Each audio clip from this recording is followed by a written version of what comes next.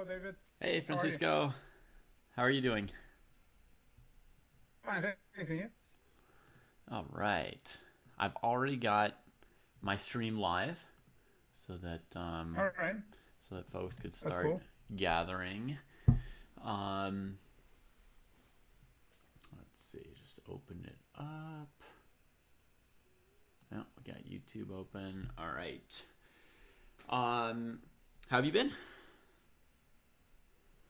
I've been fine, thanks. And you? Good. Any issues or anything come up in your training games or tactics or anything?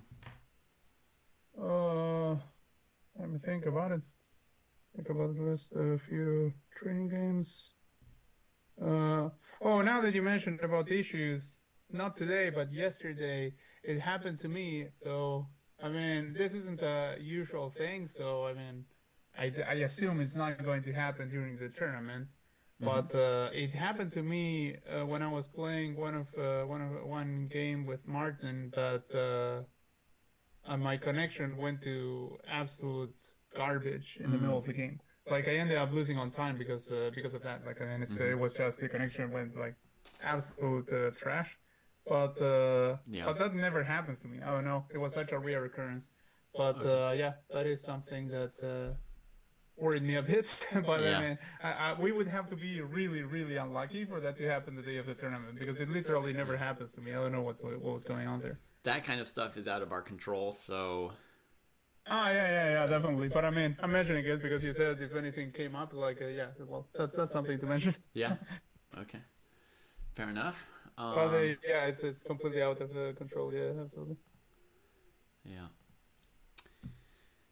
Um cool. So, you're then let me ask you a question. In some games that you've played when I wasn't watching, have you how you feel your time has been? Like have you been running out of time or completing your games? How do you feel that's Yeah, working? the thing is like in general, I do have the time management issue. Like I've had it for a very, very long time. Now I'm trying to speed up, especially during the opening. Mm-hmm. And if it's an opening that I'm familiar with, I will be able to speed up just fine. If they play something that I have no idea how to deal with, then I will not be able to speed up. So that's the thing. I don't know if these guys are going to prepare anything special for me. Like, I mean, Mm-hmm. the schedule was already posted, so I Mm-hmm. know in which games I get black and in which games I get white. I get Right. four blacks, and yeah, that should make a little bit easier the opening phase, provided they don't try to come at me with something prepared, which they might. But Mm-hmm. if Yeah, I that don't happens, know. well, it'll happen. I don't know what to what extent the other coaches will try to prepare specific openings or not. Um, I suppose I haven't even decided if we should do that or not. So maybe it's something for me to think Yeah, about I some mean, more. definitely if you're planning to do that, don't do it on stream. But yeah, I mean, it's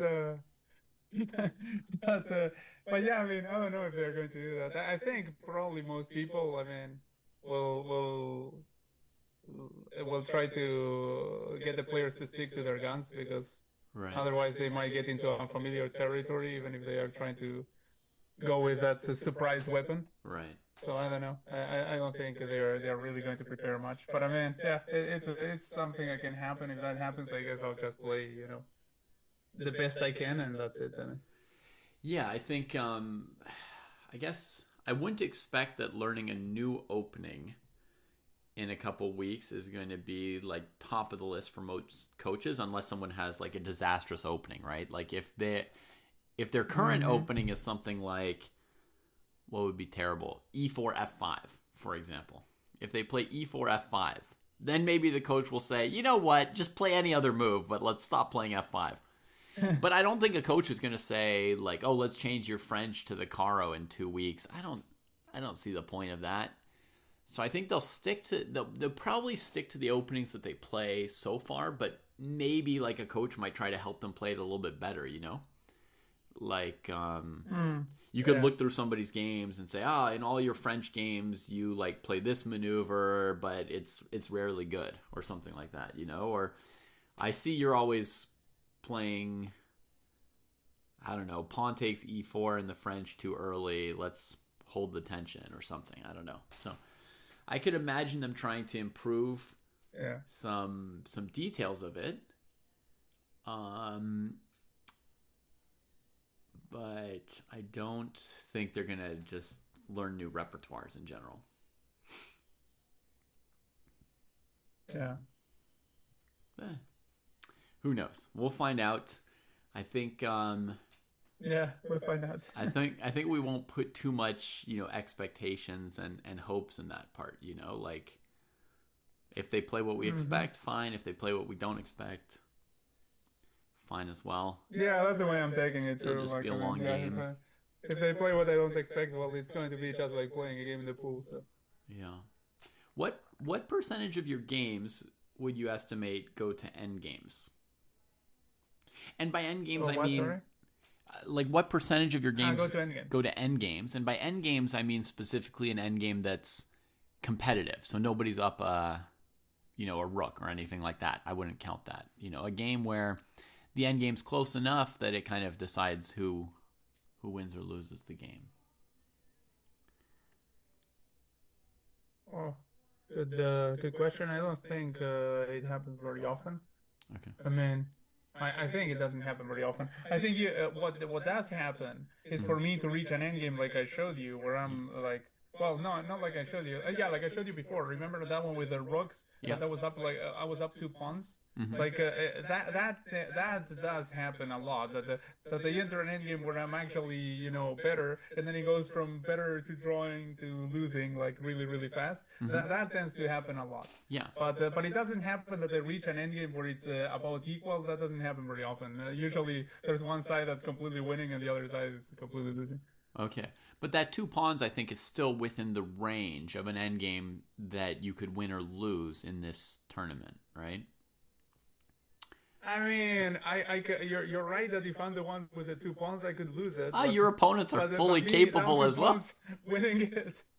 No, there's no way I'm going to win an endgame down 2 pawns. If I'm down 2 pawns, I'm going to get absolutely destroyed. Like, I'm the kind of guy that will blunder like the most troyish position in the endgame. I will blunder it. Oh, you're like I'm not the guy that finds the way. Your opponents are fully capable as well. Fully capable. Do you want to look at some of their games together and laugh at their end games? No, I believe you.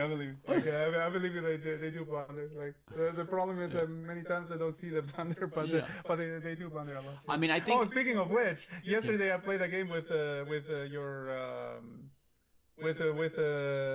student that you're coaching in one category below mine. Uh-huh. I mean, I'm pretty impressed. I mean, actually, he plays very well. Cash. And the second game that we played, he was actually destroying me. But yeah, I ended up checkmating him later. But yeah, I mean, he's doing quite well. Yeah, he's pretty solid for that group. Yeah. As well, yeah. Cool. All right. Sweet Blues wants to watch a stream, I think, of us just looking at games of your opponents and making fun of their blunders. Maybe not the best training for us, but good entertainment for some. Good day, SKV. Hey, Oscar. Gefilte Fish. Dark Web. Welcome in, everybody. We're here to get in some more practice and keep preparing Francisco for the competition at the beginning of October, coming up pretty soon. I guess it's not a very long time, which is fine. We've already got a good feeling, but extra days will just give us extra days to practice a little bit. Yeah, endgames are tough. On the subject of like the 2-pawn margin, I would say in your section, if somebody goes into the endgame with a 2-pawn advantage, they definitely have an advantage, but they probably are winning it like 60 to 70% of the time, not 100%. And I mean, I can attest that I got to 2200 and I still would have. I don't know if I would have even been 50-50 to win 2-pawn up endgames by the time I hit 2200. So There's definitely some room, but up a rook, that's no contest. Everybody's going to convert just off a 2-second increment pretty much. But a couple pawns, all it takes is you blunder one pawn, and then it's a very, very close endgame, so. There's tricks in all endgames, rook endgames, bishop endings, everything. This is fun. Sounds fun, Oscar. Nice. It is a good thing sometimes to remember how far you've come, to go back and look at some of your old games and realize, oh, wow, okay, I've really gotten a lot better.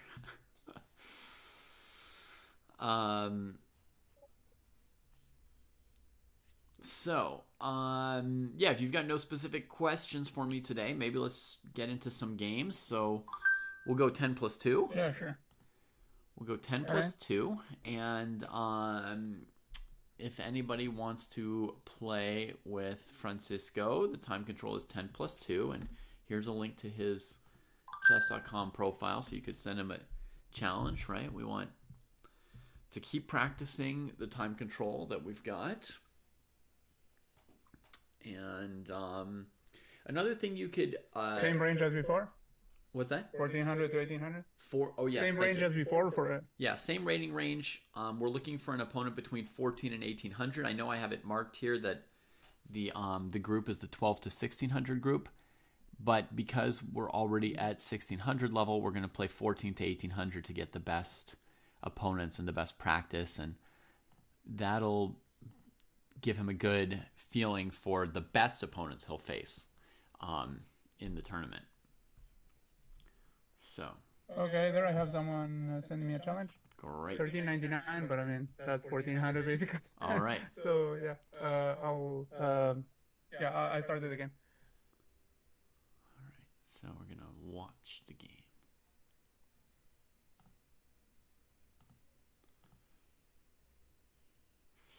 Yeah, Oscar, I'm afraid you're too good still, so you'll just have to hang out and chat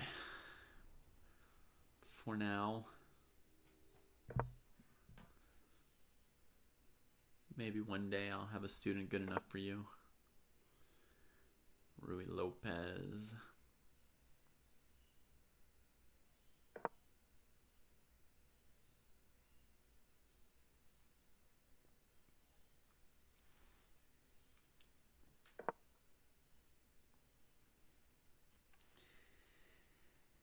Friday Night Fights is on later, yes. 8 o'clock tonight. That's in 7.5 hours. Let's see if this command is active. Let's see. Weekly on Fridays. It doesn't say specifically tonight. Yeah. Okay. I'll update that command a little bit later. Yeah, normally white plays d4 really early against the Steinitz defense.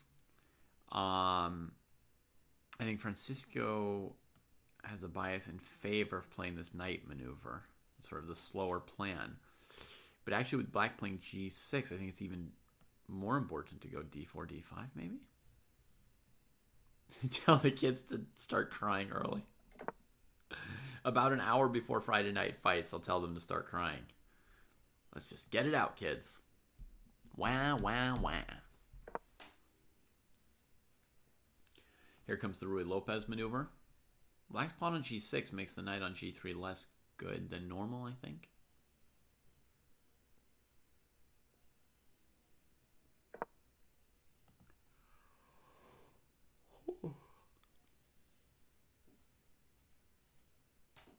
Now, folks, if a knight could move to g3 in one move instead of to f3 in one move, like a long knight instead of a normal knight, would that be a stronger or a weaker piece than the current knight?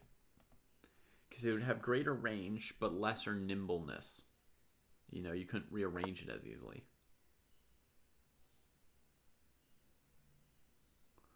What do you think? Would a long knight be better or worse than the current knight?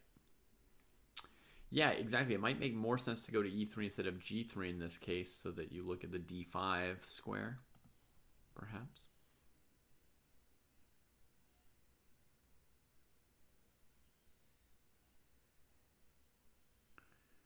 Those knights would be stuck on one color, points out Sweet Blues. Yeah, good point. You'd have a light square knight and a dark square knight.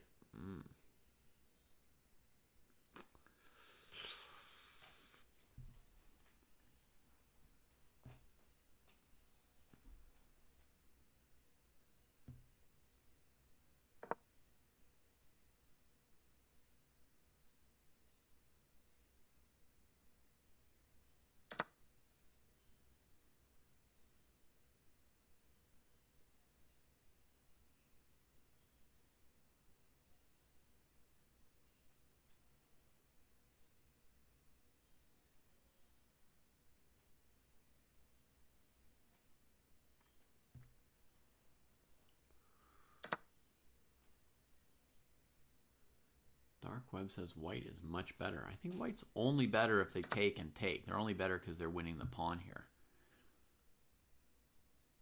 So black's d5 was a small mistake. Let's see how long did white think. Black thought a while about d5, and then white pretty quickly noticed he could win the pawn. Pretty quickly.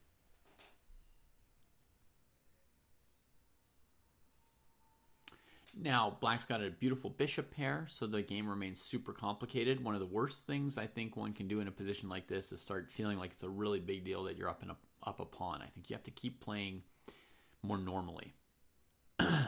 Hey, Charlie.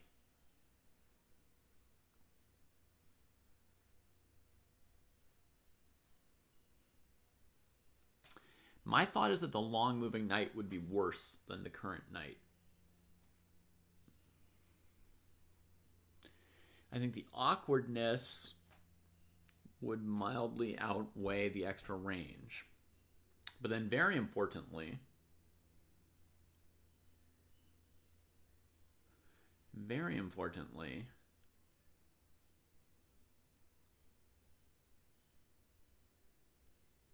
the one-coloredness would be a big problem.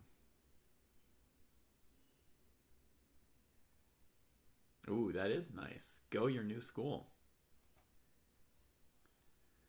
It's black's move right now, Blibub. So black chose to defend the pawn, and probably should have chosen to defend the pawn. So it's probably a good choice. And now white is going to have to choose between retreating or trying to lock in the piece, right? I guess retreating could go in two different ways.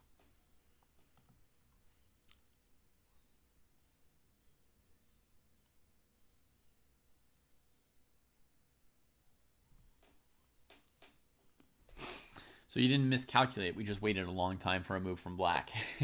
They thought 1 minute 20 on that move. Okay, I actually like Francisco's choice to draw the knight back instead of trying to insist on holding it where it was. If you insist on holding it where it is, for one thing, that's weakening light squares by putting all his pawns on dark squares. Worrisome against this piece. Secondly, he might have thought, well, black's going to take their double isolated pawns and start trading off my center and opening up space for their bishops. White is not in a great position of development, so it makes sense not to walk into that trade. And also, this move basically comes with a bit of a tempo, right? They have to move their queen again, which gives us more time to move one of these pieces. So this move was probably by far White's best move once we think it through. And Francisco spent some time on it. That's fine. 30 seconds, pretty reasonable on a good move like that. Or on a medium importance move like that. Hey, Eduardo, the four brackets are under 800, 800 to 1200, 1200 to 1600, and 1600 to 2000.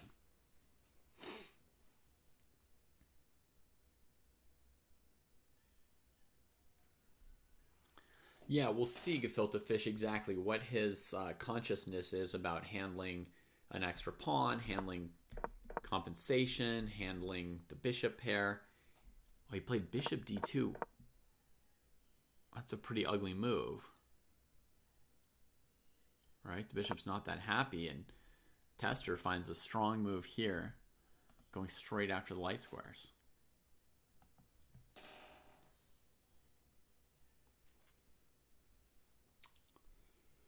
For sure, Charlie. 2000 is a life goal, life dream for you.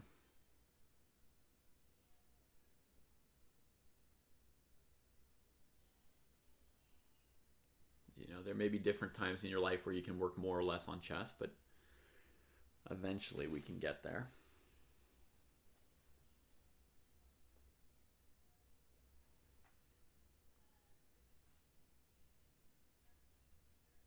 Man, I remember how pumped you were to hit 1200 and 1400.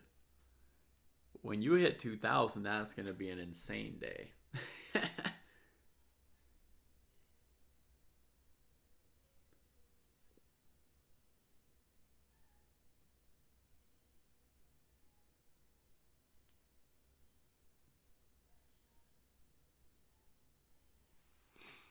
1960, that's obscene. She was slow playing her rating in advance.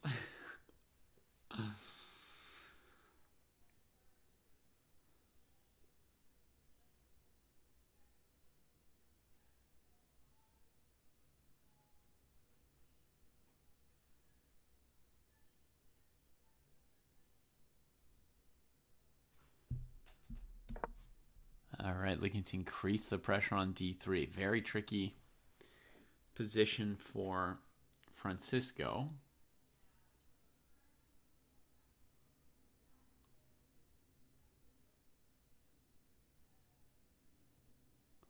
Tough choice right here.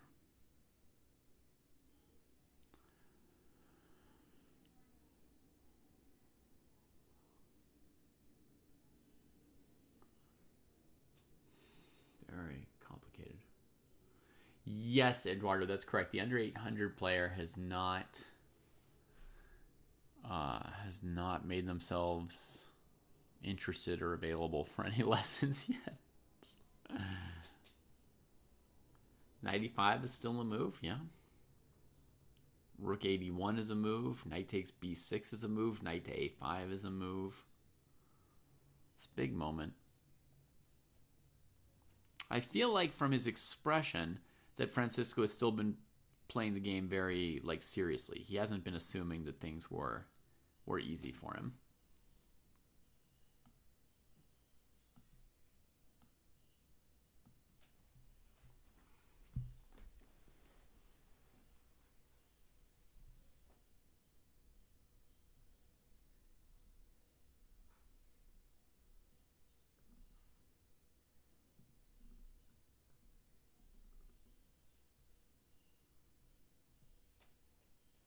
Whoa, whoa, whoa! Don't tell me too much, Oscar. I'm trying not to scout the opposition like that. You know, I shouldn't know what they're doing.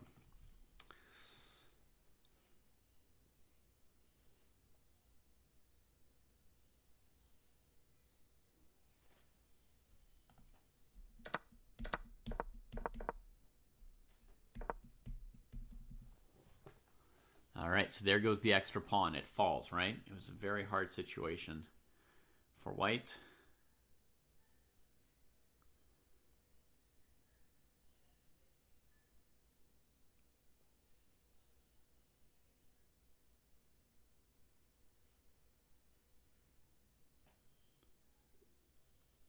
No, Oscar, none of these moves were forced.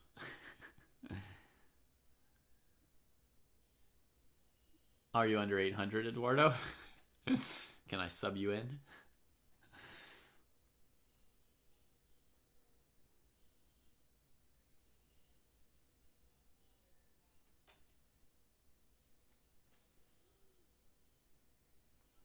Yeah, bishop d2 was not only not forced, it was not the best option because it made it harder for white to defend the d file with the rook. But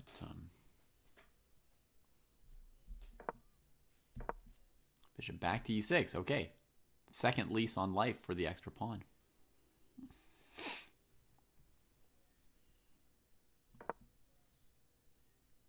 Oh, an aggressive move. A simple move would have been pawn takes pawn because the queen's actually defending this bishop. The nice thing about the pawn takes pawn is this remains really blocking that bishop. Very solid. But knight e4.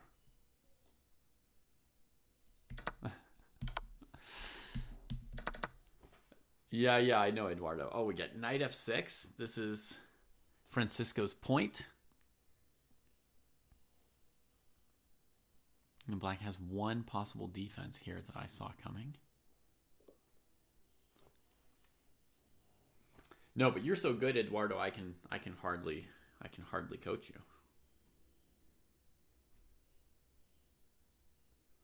I like that Francisco stayed reasonable on the clock this whole game, despite it being such a difficult position. I do like that.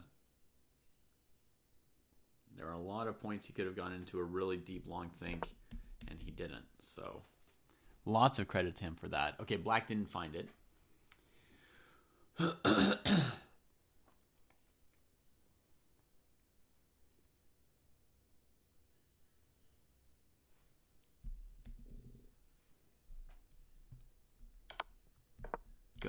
Good. He calculated. Happy to see him get this one right.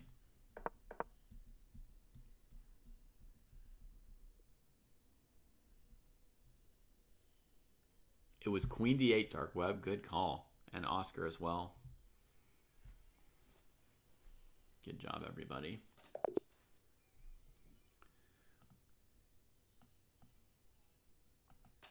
All right.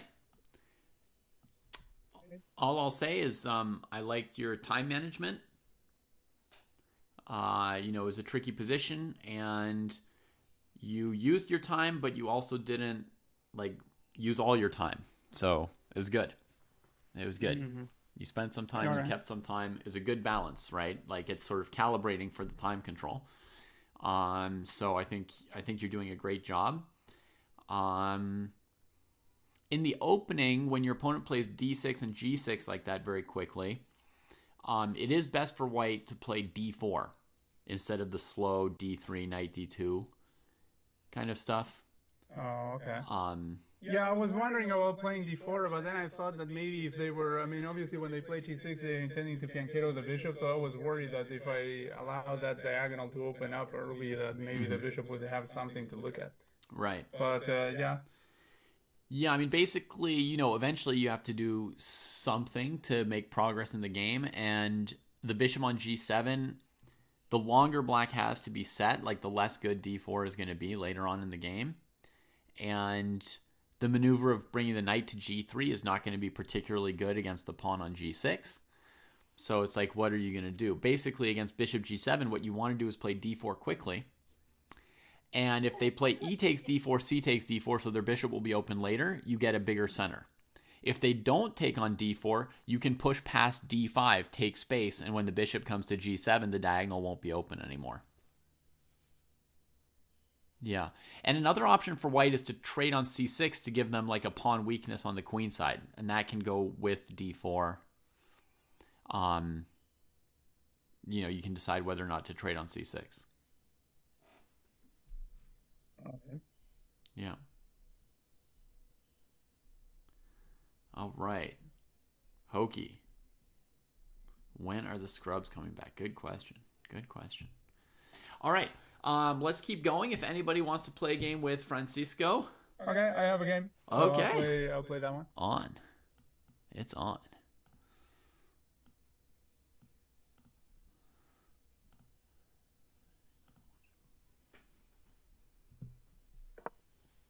All right, we got black now, so we're going to see if he gets his king checkmated in the Sicilian this time.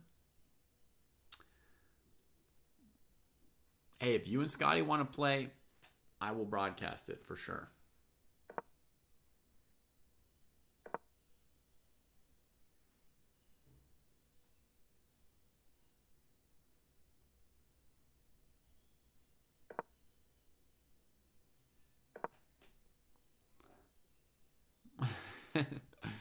SM Poo. All right, so we get a closed Sicilian, but one that could transpose to an open Sicilian at any point. So it's kind of a move order trick for Francisco to ponder a little bit here, or to just not worry about and be about his business, Eduardo, definitely it's useful to have somebody to check in with, someone to give you some direction or just keep you going. Yeah. Maybe equally good for you would just be a training partner, right? Just somebody who you consistently practice with and you know, you expect each other to be working. Rapid FOMO.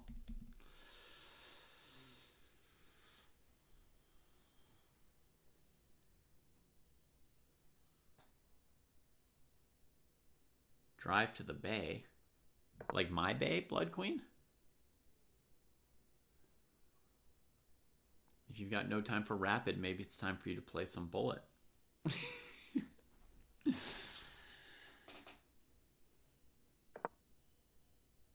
Oh, cool. I didn't know you were from up here.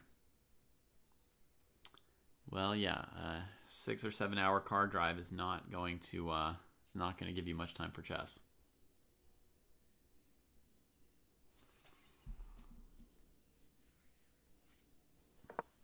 Notice how white never played d3. That's often a good sign that they're dreaming of tricking you by playing d4 when you didn't expect it.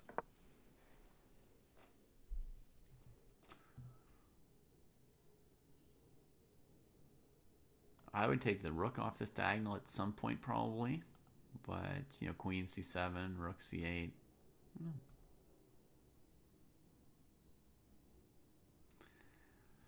So the important thing gefilte fish is I wouldn't have put this bishop on d7 here.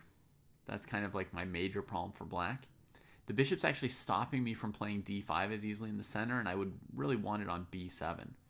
But yeah, I would normally not go for h5, h4 in these kind of positions. I would play more standard. I would try and set up pawns like this, right? Just build up that strength in that area.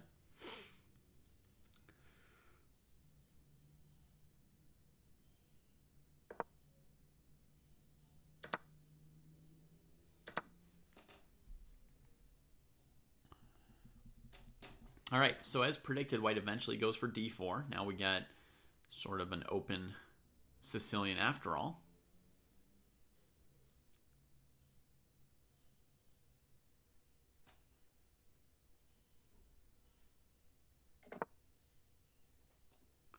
Castleovich. So white could, you know, throw a bunch of pawns at Francisco. We'll see how he handles that, if it does come to that.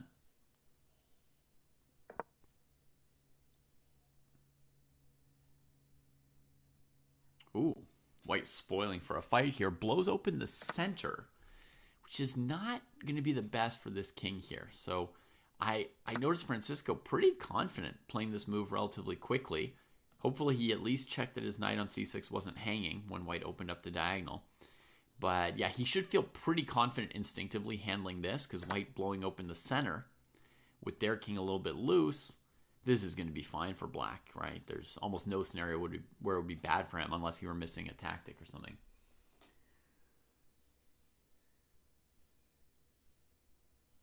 Yeah, I used to live with Josh and Jesse and other chess players as well, Eduardo, and that was great. We had a house, a chess house. Friedel, Arun,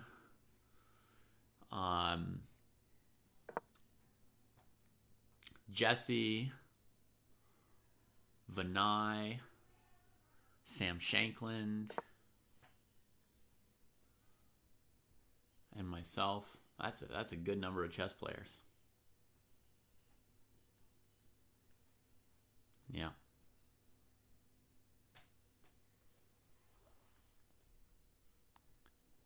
Okay, so this knight needs a new square. It's got some options. And there were no kids yet. So yeah, it was very fun. Living in a chess house is a guaranteed way to improve. I mean, in fact, like, I had another friend who lived with us who made it to about 2200, so not like a famous titled player that you all know, but yeah, hanging out with IMs and GMs, you can just sort of get better.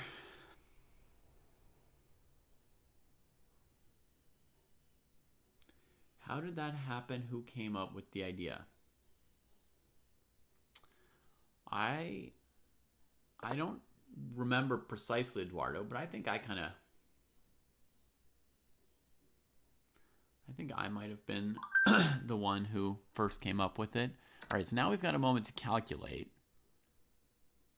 Knight takes b2 with the idea of rook here. This move was played too fast, we can say, for Francisco. Right here, we can see it.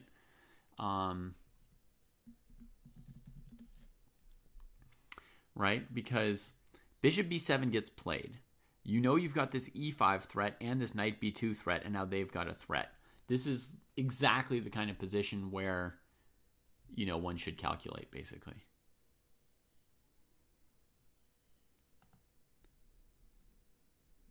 I'm not sure about the percentiles, Ray, but even becoming an IM is not necessarily like easy or guaranteed.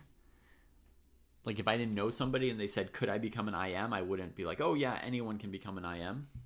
I wouldn't promise it. So it takes a certain commitment and time, and maybe even a little bit of, you know, predisposition or skills or something. Tomas, you're looking for a training partner. You're 1900 rapid. I can announce that to Twitch as well. We've got Tomas over on YouTube, a 1900 rapid player looking for someone to practice or train with. So if anyone's looking for some training today. So this move was definitely played too quickly. Let's see what comes of it now. Rook takes c3. That's good news so far coming of it. Now, black has to make sure not to lose those pieces, right?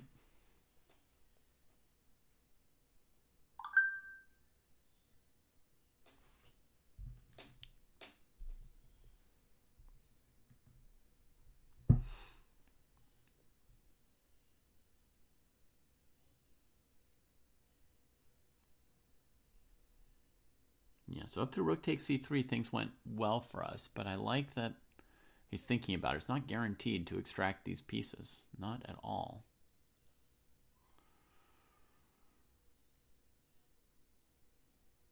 Very tricky. Very tricky. The rook has sort of no retreats. And if you retreat the knight first, then you kind of trap your rook there. So you have to calculate whether or not they can attack it and win it, right?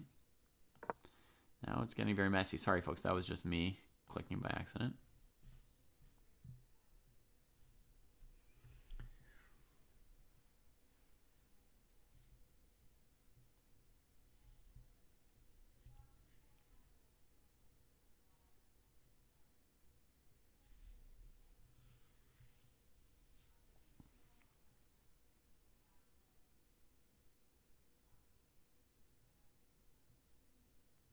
$400 to $1,200 in 2 months is great.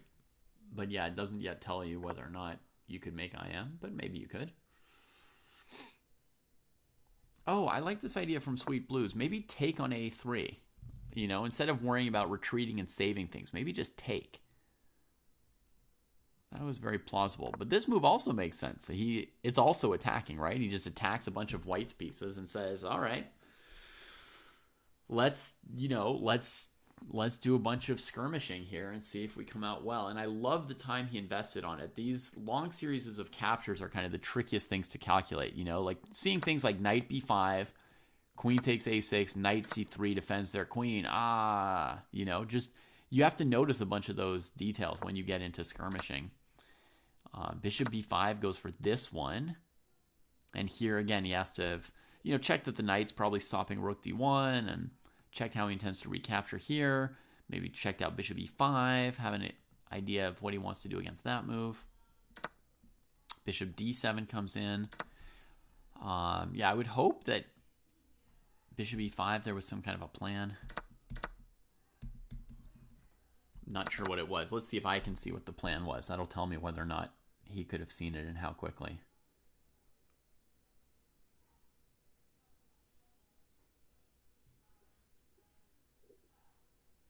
Okay, I think bishop e5, queen c5 would have been fine. The idea is against bishop c3 to play bishop b5. And against bishop d7, you could either take back and just give an exchange. You've got 3 minor pieces. Or maybe bishop d7, rook c2 is what I'm hoping to do. And I don't see an immediate refutation to it. So, okay. So we get trades, here, takes. And now Black's up 2 knights, and it's getting pretty safe now. So I think he's going to come out ahead here. Oh, bishop takes b5. I'm sorry, that's even so much easier. Bishop e5, bishop takes b5. That's clean. I mean, queen b5, then you want to go to c5 with something, they take b2. Okay. Well, I'm not sure which one's better, but yeah, very important we've got 2 candidate moves there. Either one, if he predicted it, that would be good.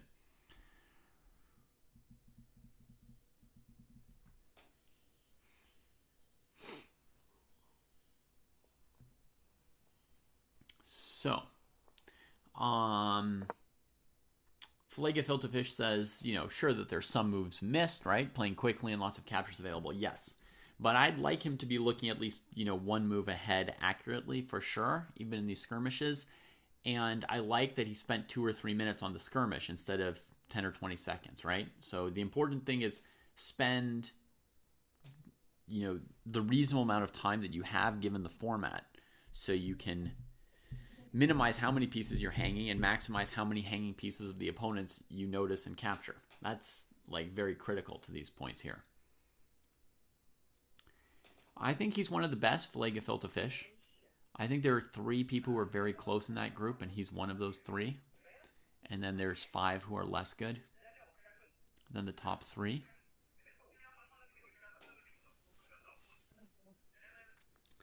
I think he's got a solid chance to finish first.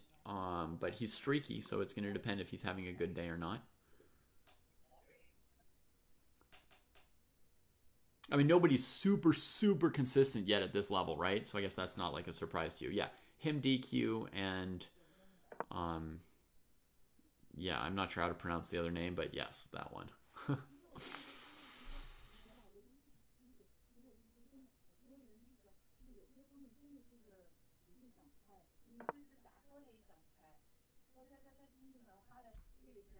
Here, maybe rook e2 is even a little bit easier, but knight c3 is pretty fine. It's reasonable.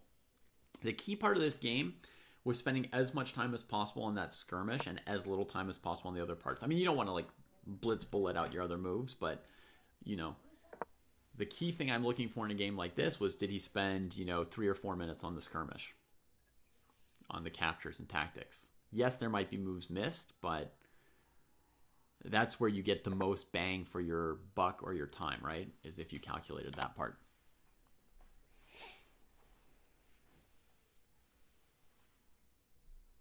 Yeah, unfortunately for you, Gefilte Fish, we got a second rook waiting at home, so nothing to see here.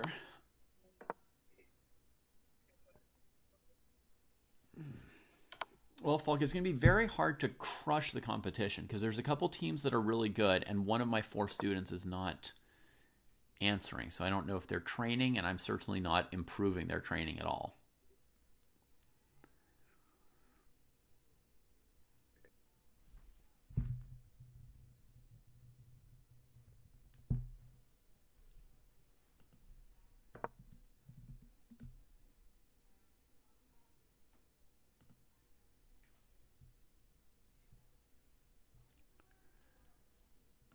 Okay, bringing in some pieces to start working on a mating net. Looks reasonable.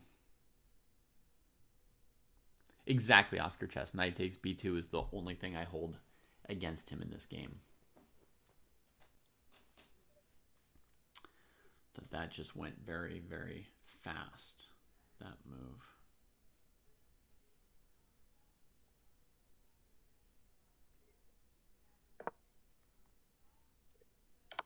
Boom! That's mate. Essentially.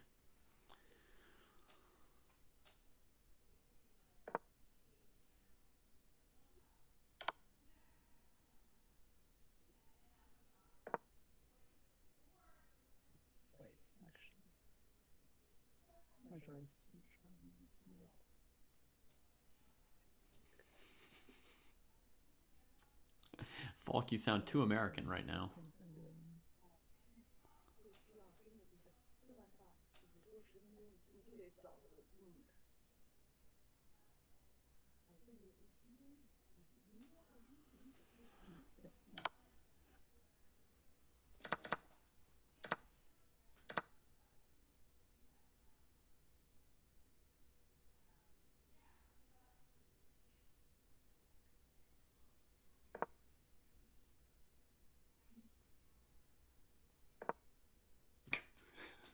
That's funny.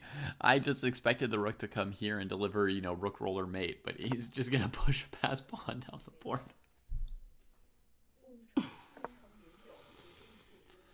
Yeah, blib up. I mean,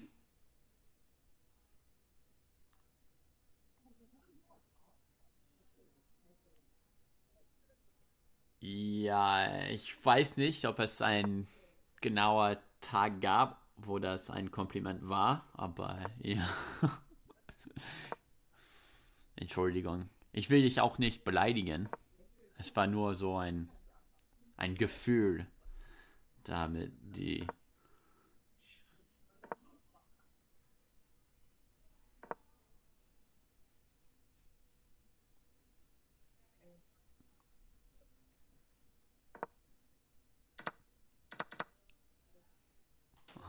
No queen for that pawn. F6. King centralization. Oy, oy, oy. This is taking forever. This stays here.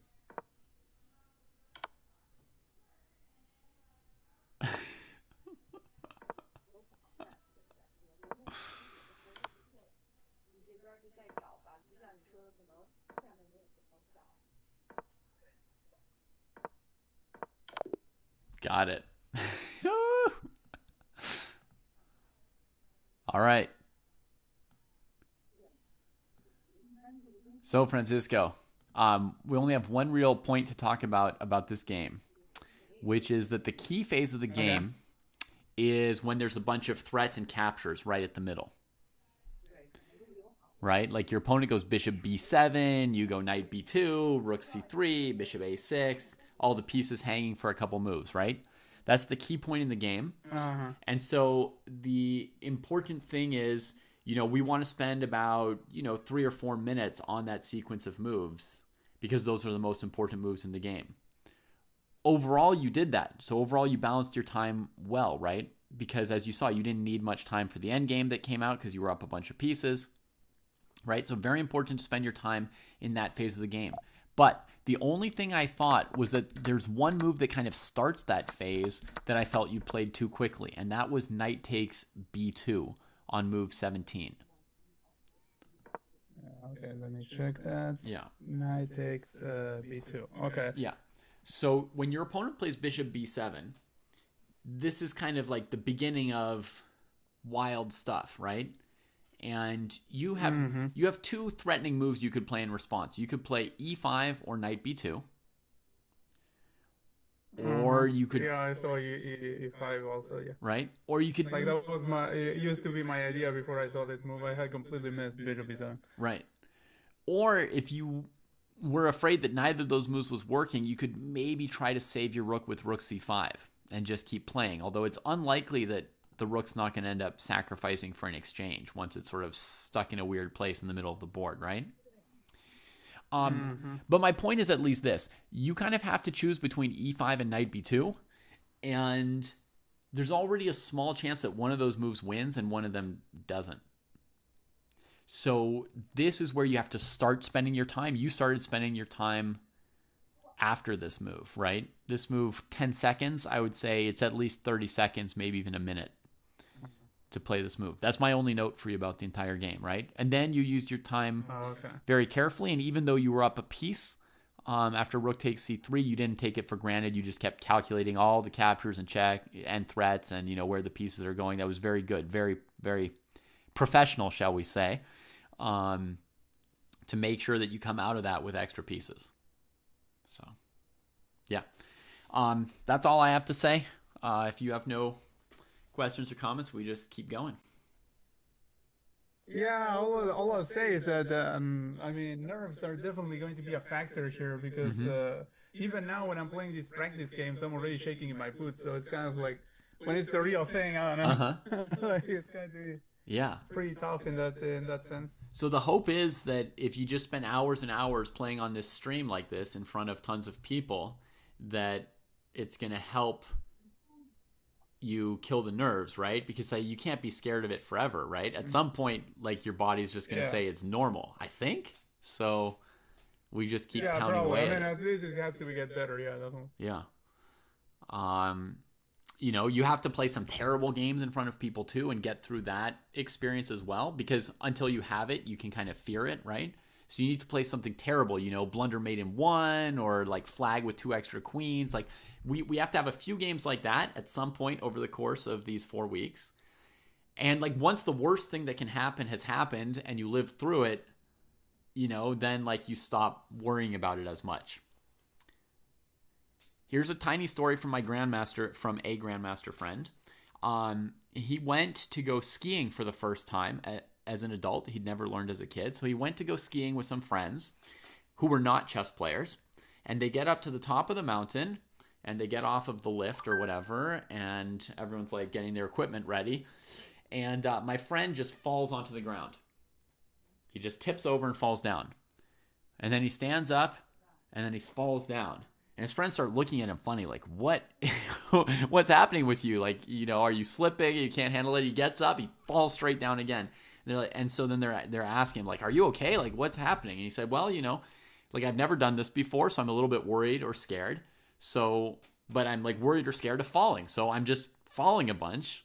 And then like I'll know what the worst thing was and I won't be afraid of it anymore. So, Wow, that's very smart. yeah. Very smart approach.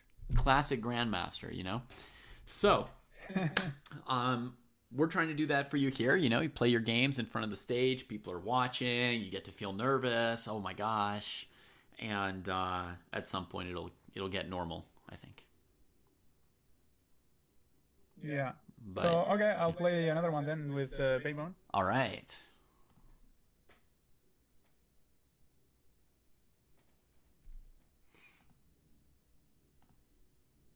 The rematch of the rematch. Yeah. Game 3. Baymon versus Francisco.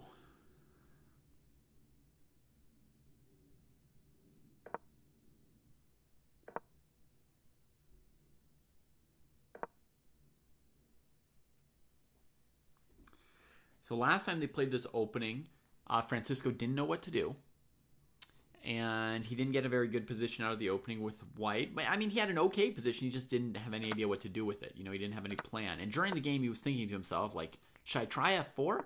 So now he's trying the move that he wondered about before. And we'll see if it goes better for him than the other opening. And if he feels like, oh yeah, this is the opening I want to play or not. There's just one tournament, Falk. Yeah, no intermediate challenges.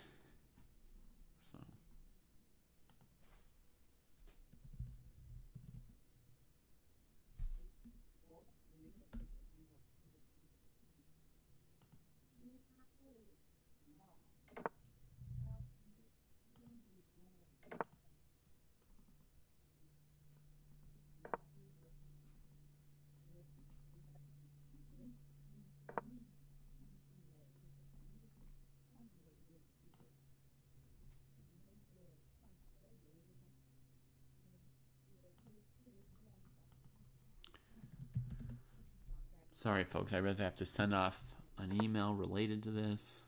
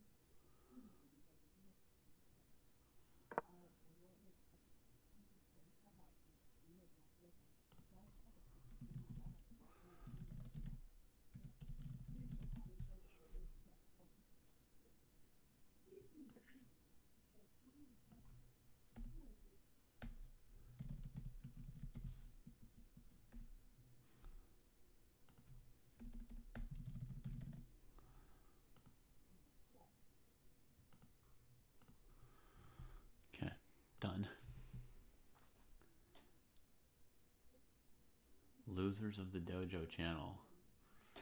Hey, Kronos. I hope your day has a turn for the better. Let's have a look at how my student's opening went. So he got the knight out. He defended his d-pawn. He prevented this move c5 that black probably wanted to play next with that bishop. How did this work? Oh, attacked the pawn, defended it. Queen here. Rook c8, bishop e3.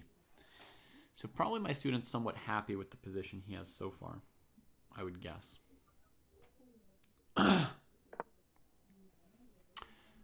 Queen c7, defending the bishop. So now black is ready to play this move. We'll see how Francisco reacts.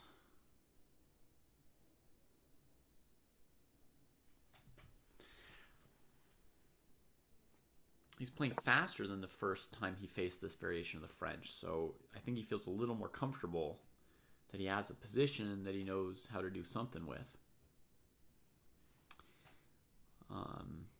From this position here, you could try and move like knight g4 or f5, right? But I think this f4 move will be at its best if white's able to make some threats against the king side.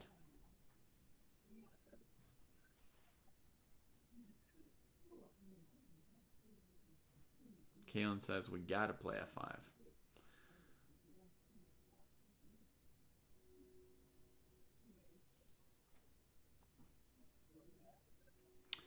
Okay, so they navigated the opening well. I like that they spent about 2 minutes each on the opening. That was good. Now we'll see how they handle the middle game, which should get probably 5 minutes or so here in the middle game on average. So Baymon's looking at what kind of threats are there. Can they play c5 or do they need to play any kind of defensive move?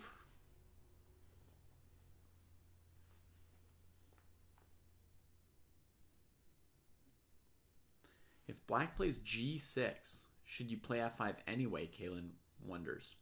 Probably. All right. So Baymon plays the most desirable move c5 after some worrying, and we get knight to g4. Looking to just blunt our way through h7 quickly. So clearly Francisco saw the move c5 coming and was prepared. And from how quickly Baymon played knight e4, Baymon saw knight g4 coming. That's the kind of thing they were double checking before going c5. So good on both of them. And now it's up to Francisco to find a way forward here. Well, black played the French fillet, so that's how they locked in their c8 bishop. But yeah, I can show you the opening moves. d4 French, and here Francisco played f4. Not played by GMs, but at this level, you know, perfectly interesting move to try.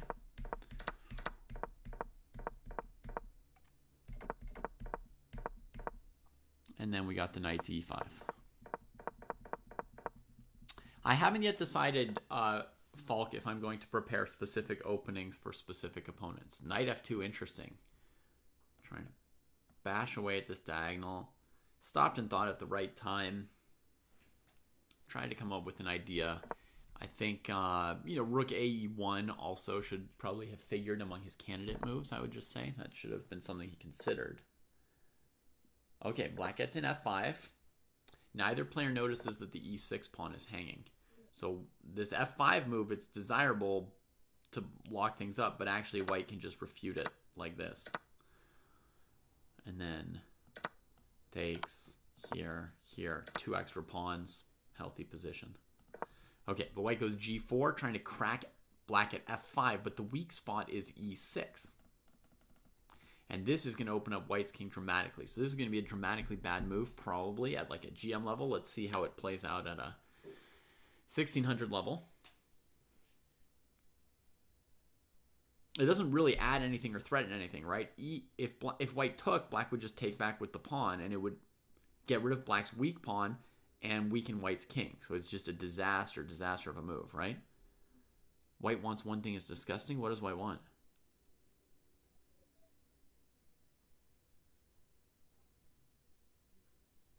I didn't see it yet. I think rook e1 would be a natural move if white doesn't see the trade. But this move is pretty bad. Oh, okay, gotcha. Reinforcing a meme. Well, I'm not the one to notice or catch you when you do that. My what would it be? My meme literacy would be very low. Queen c6 could be a hell of a move for Baymon. Or if you were Jesse, I guess a drug instead of a move. But Queen c6 looks like it does everything Black wants for a move here.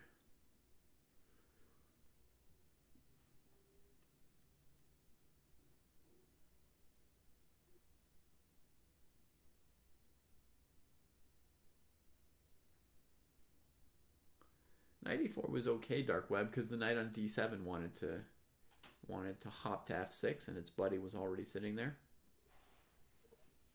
It was fine.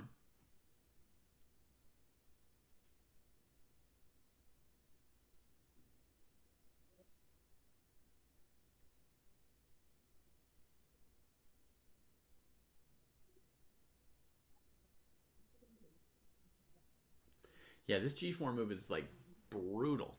Hard for white to ever recover from how self-destructive that move was.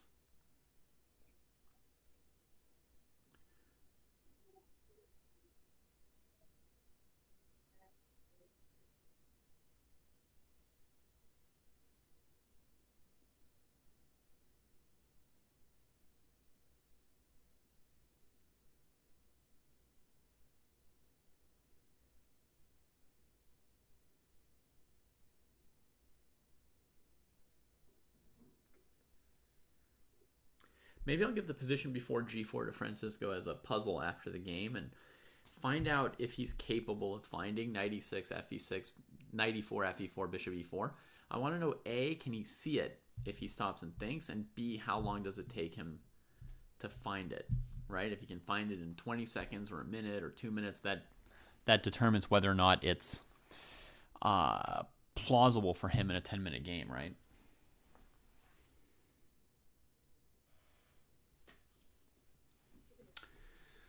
There will be a 1 hour break here, folks, between Francisco's lesson and Cash's lesson today. So Francisco's lesson will go till about 2:15. We got just about an hour left.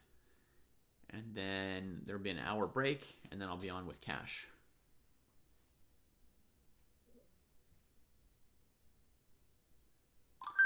That'll be the 800 to 1200 group, but Cash is going to be looking for opponents between 1000 and 1400. So anybody here between 1000 and 1400 who's not at the right level to practice with Francisco, you could help us practice with Cash, and we'd be much obliged. Obrigado.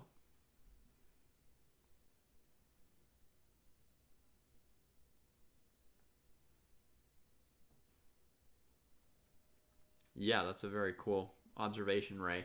At the same time, one of the things that I also like about chess, Ray, is that to some extent, the players at the different levels, oh my god, the trade on g4, that goes well for white. I mean, as well as this threat can be. Knight e4. Queen g6, no, knight g5. Why are you playing so fast? You've got 7 minutes. You just believed the opponent. Whew. Make g4 great again, and then make hanging your pieces great again. Here in knight g5, you're attacking the rook, so black doesn't even have time for h6 or anything.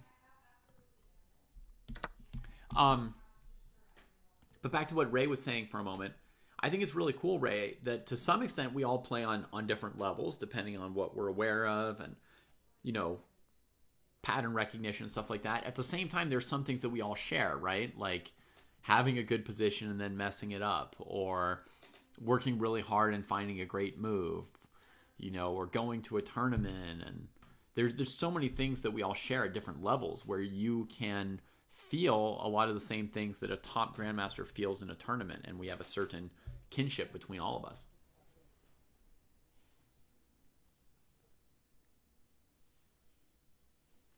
I can't really answer that, dark web, you know. That's beyond me. Yeah, we definitely have to ask him why he played so fast. And now after sacking his queen without any thought, he stops and thinks a lot.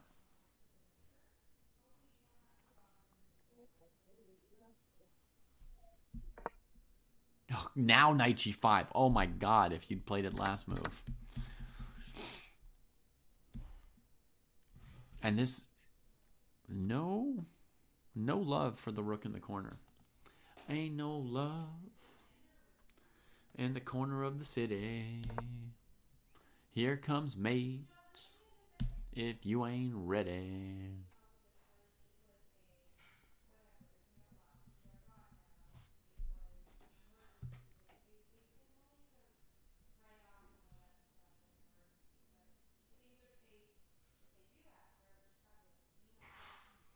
Yeah, knight g5 was as bad here as it was good before here.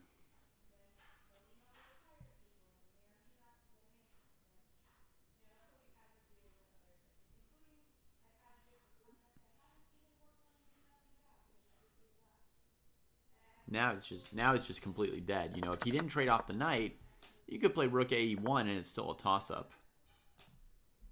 But now he's just sort of directly losing to the queen.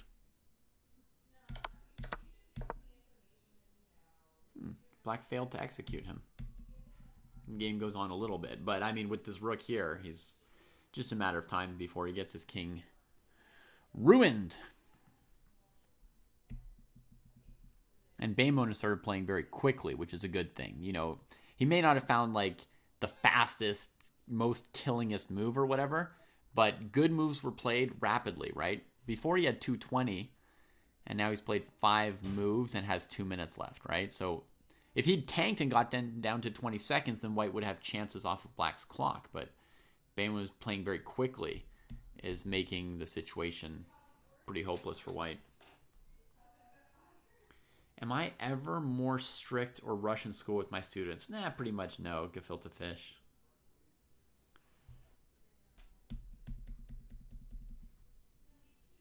I mean, the closest thing is like if a student like begs me to be strict, I can be sort of strict, but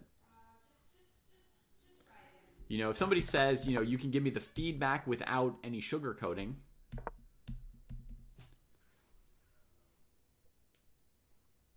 right? If they tell me, like, tell me everything that's wrong with my game, you know, I can do it. It's still not, I mean, it's not like mean or anything. It's still far from mean.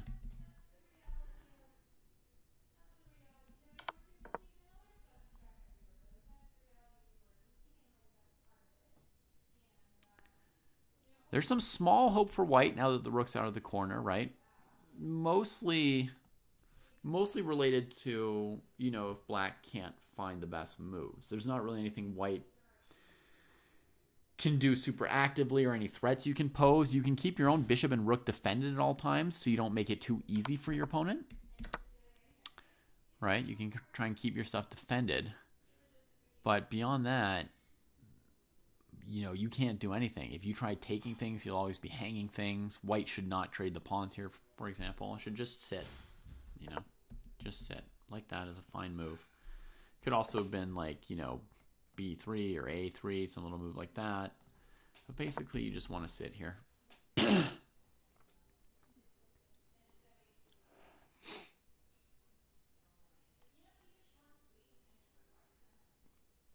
Time could still be a factor. That's right, Blib Up. Now that White's rook got out and there's some technical challenge for Black, depends how confident and comfortable Baemon feels in this endgame, how quickly they're able to play it. Right now, the Black King is trapped by this construction of pawns. That's why it's very important for White to just sit on the position and not do anything that makes things easier for Black, you know? Just move back and forth if you like. Rook f8's never mate, so let's not get too excited and give up this pawn. We need to keep that pawn to keep everything here trapped. So just king back to d2. Just back and forth. Or b3 or a3 if you want. But you're really just trying to sit here.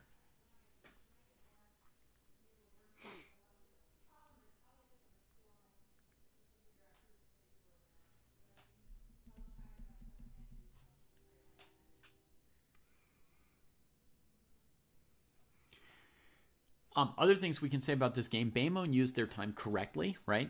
They each spent 2 minutes on the opening, and Baymont spent 5.5 minutes to 6 minutes on the middle game. Francisco spent like 2 or 3 minutes on the middle game, and then had a few extra minutes left for this end game.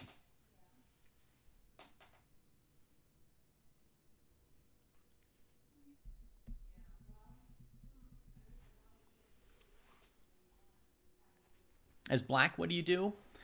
I think, Kaylin, it's hard to say, but yeah, probably putting the pawn on c4 to take some space away from the king with the idea of queen e4, queen d3 to make the bishop unstable. If this bishop has to move off of e3, then we've got some chance to pick off the g5 pawn. So I think that's the closest I can suggest for black. Pushing this e pawn forward doesn't seem to help at the moment. So I'd go for c4 and the e4 square for the queen. Exactly what Blibup's getting at, I think.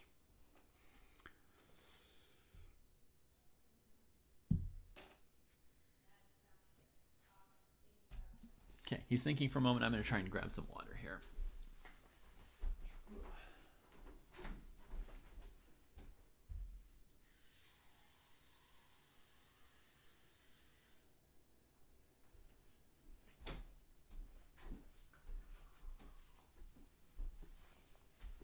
I reached for my empty cup like 10 times, and enough was enough.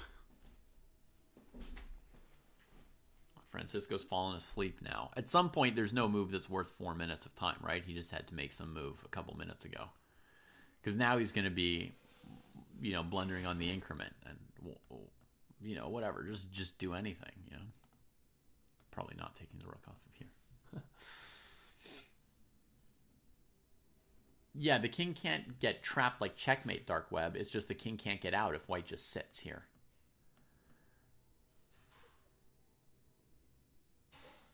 All right, you found queen d8 later, testers. That's good. Good find. That was the key moment of that entire game for you, right? Was whether or not you saw queen d8. Now I think Francisco's been sitting for 3 minutes on one unimportant move. He could play b3, a3, king d2, whatever. So that was, over 3 minutes on a random move was disastrous.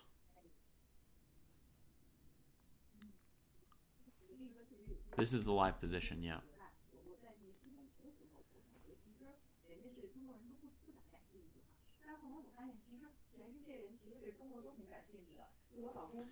He can play rook f4 because if queen g5, there's rook f8. So he could be playing like rook f4, rook f2 as one example. He just needs to play moves, but he's just going to lose on time this game, I guess. I'm going to have to talk to him about that afterwards. His opponent obviously doesn't know how to win the game in some like guaranteed way, right? Not to say Baymon couldn't eventually figure out how to win, right? But when your opponent plays a move like a6, like they're not gunning at you, like, so you can tell that they don't know yet how to win the game. So you spend all your time thinking you're just handing them the game, and now he hands them that. Oh God.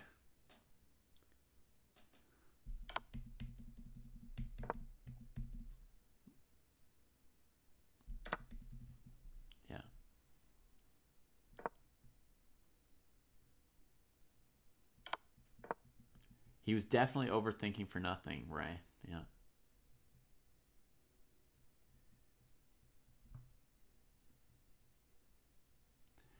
Yeah, I don't know if the art of doing nothing needs to be perfected. Even like a little bit of the art of doing nothing would be a good step up.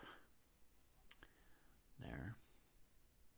A little bit of like hoping to escape, a little bit of trying to be practical against your opponent, right? Like, notice your opponent's low on time. Make the game hard for them. Don't just be like, whatever, I lose.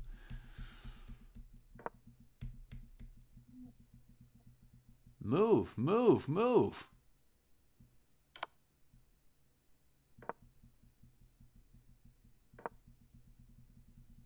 I mean, just at least move your pieces, man.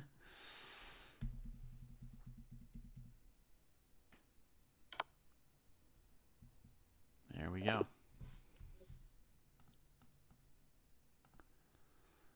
Okay.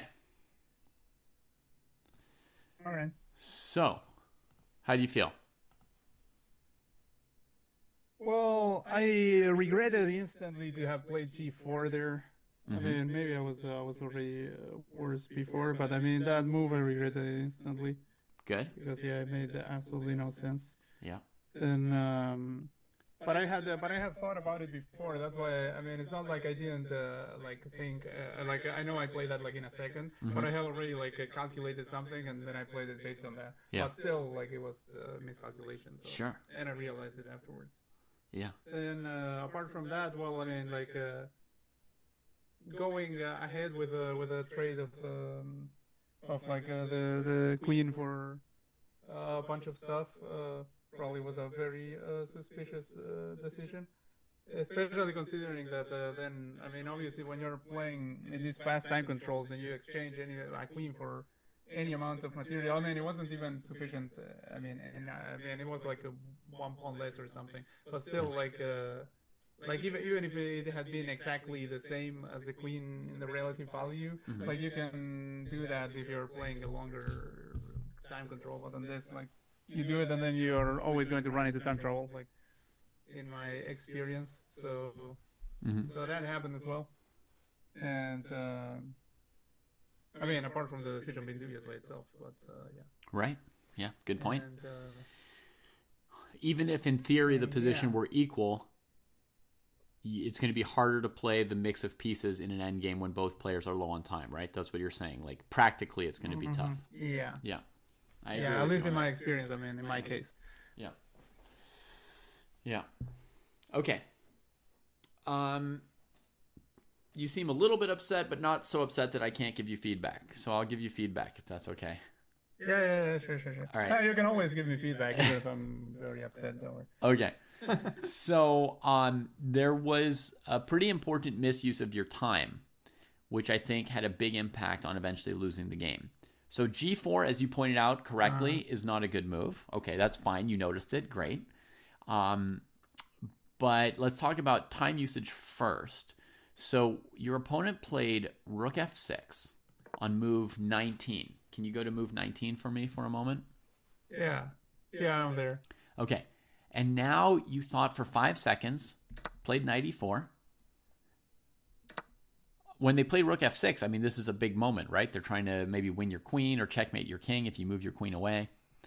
So you think 5 seconds, take the knight, Rook G6, 1 second, you take the rook. So between those two moves, you spent a total of 6 seconds deciding how you're going to deal with this Rook F6, and you had 7 minutes and 16 seconds. So this is a move where I would say you could normally think for 2 or even 3 minutes, right?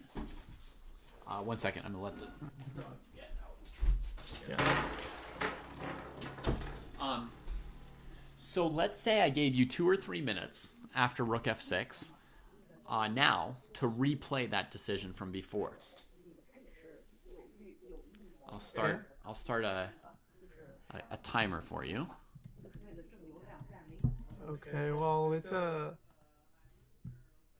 already a really tough spot after I play that silly move with Sure. G4. But imagine Rook F6 has So- just been played, and you're giving yourself 2 to 3 Yeah. minutes to think about it. You don't have to say anything Yeah, out yeah, loud, yeah, just yeah, calculate, and we'll just I'm see what looking you at can it. come up with. Oh, okay. So I don't say anything and I just tell you which move I came up with afterwards. Yeah. Okay.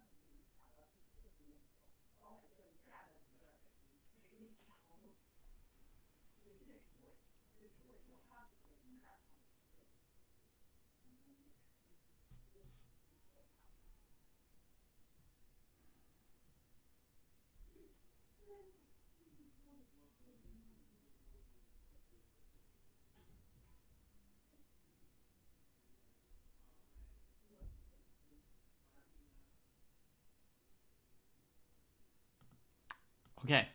So now, right here, Francisco, I'm going to tell you what I would tell myself at this point. I would tell myself, you've been looking at this for 2 minutes now. Is it worth spending a third minute? Do you see what I mean? I actually check in with myself. Like, do I want to keep thinking or do I want to play? How do you feel? Would you like to play a move now or would you like to think another minute? I have one problem that they have is they also tunnel vision when I'm calculating, and that backfires a lot. Like, it's really hard for me to come up with a second move or third one once I find one. Okay. Well, if you sometimes check in with yourself about the time you're spending, that can also be a chance to say, hey, is there anything else that I haven't considered? If you're really only thinking about one move, at some point, you might as well just play it because you're not even thinking about anything, right? Yeah. So here, I mean, when I looked at it, I mean, I tried to find something else afterwards, but it's like everything else seemed complete nonsense and to fail for one reason or another. So I think you just move now. So I think the only thing that works is bishop e4. Seems like maybe it works, like bishop e4, and if they go now rook g6, then I can just take the rook with the bishop. And if they don't go rook g6, and let's say they take the, for instance, they take the bishop, then I can take back with the knight, and then on rook g6 I can interpose the knight and give back the piece. And yeah, I looked at tried to look at other ways that I could deal with that, like moving the queen away or something. But yeah, it seems awful because rook g6 comes with check. Then if I happen to place the queen on this diagonal, like let's say queen f3, then that's absolutely horrendous after something like, I don't know, 92 or something along those lines. Apart from rook g6 still coming. Okay, so, and do you like this better? Yeah, I mean, do you like this? The only thing I see is bishop e4. Do you like this better or worse than what you did in the game? Bishop e4? Yeah, definitely better than what I did in the game. Yeah. So yeah, basically after rook f6, I mean, your two main candidate moves are to take on e4 with your bishop or your knight. Right? In the game you took with the knight, just now you wanted to take with the bishop, right? Those are kind of like the two main options. You could look for something else weird. If you were really looking hard, there are one or two other moves. Like in theory, you could move your queen somewhere, and then if they play rook g6 check, maybe play knight to g4. It looks like it should lose, but you know, if knight e4 and bishop e4 both lose, and you were really trying to push yourself to see another candidate move, right? Maybe you could move the queen and then block on g4 with the knight. Or maybe you could play knight h3, and when they play rook g6, play knight to g5. Unclear why that would be worse than, you know, going through e4 and taking their piece on the way. But you know, technically those are candidate moves. Okay. Yeah. Now, that was much better because in the game you gave your queen, and then you were definitely a bit worse, right? So spending a couple minutes here is going to be better than playing in a few seconds. I will also mention to you that the very best line is probably knight takes knight, rook g6, knight to g5. Interposing after taking their knight. To what I said just now, but with the knight still. Right, because here you've got a bishop on d3 attacking their rook, so they don't even have the move h6. Essentially, it wins immediately for you. So one piece of what happened in this game was you played too quickly at this moment here, which was critical, right? But the second mistake is that then you played too slowly in the endgame. So then you reached like this point, like around move 30, where you've got rook and bishop against queen. And you can't do anything, right? Your bishop's busy defending the rook and the pawn on g5. Your rook's busy cutting off their king, because if you move your rook off of the f-file, they can bring their king out, and it'll make the endgame easier for black. So you're just kind of shuffling your king d2, king c2, whatever. But then you sat there and thought for 3 minutes about shuffling your king. You know, your opponent was low on time. If you still wanted to win the game, or draw the game, just move your king quickly back and forth next to your bishop. Put the pressure on your opponent to come up with a plan to win this endgame. Your opponent played a move like queen g4, then pawn to a6. He didn't yet know how to win the endgame. Right? Like a6 is not threatening to win. but you just sat there Yeah, I mean, like you've I given have up no on the idea game. about the end game from either side. Yeah, which is why I thought so long because I thought for so long looking for some sort of counterplay that I could find, and I couldn't find anything. Right. But There's I no mean, counterplay. but basically, when I was thinking about that. Yeah. Right. I understand. But what you forgot to think about was your opponent. One of the main things that's going to help you in every game you play at your level is your opponent. So you need to give them chances to give the game back to you. Right? So you have to think, like, what is it that's going to make it hard for my opponent in this position? Is it for me to play quickly or slowly? It depends, right? Sometimes it's a complicated position. They're hoping you'll play too fast, right? Like at some point in this event, you might play against somebody who's a bullet specialist, right? So what you might expect is that they might play a few moves that are too quick, right? So sometimes you're hoping your opponent plays quickly. Sometimes you're hoping they'll play slowly, give you more time to figure out what to do. Other times, you want them to get in time trouble. Other times, different things, right? So here, what you need to understand is look at your opponent's perspective. They don't know how to win this endgame. And they're low on time. So what they don't want is for you to move back and forth doing nothing. Because then they have to come up with a plan. The way to notice that is when your opponent plays a move like A6, right? That means they don't really have a plan yet. So stop worrying about how are you going to get counterplay. You only need counterplay if your opponent's beating you. If they're doing nothing, you don't yet need counterplay. Yeah, you just sit there.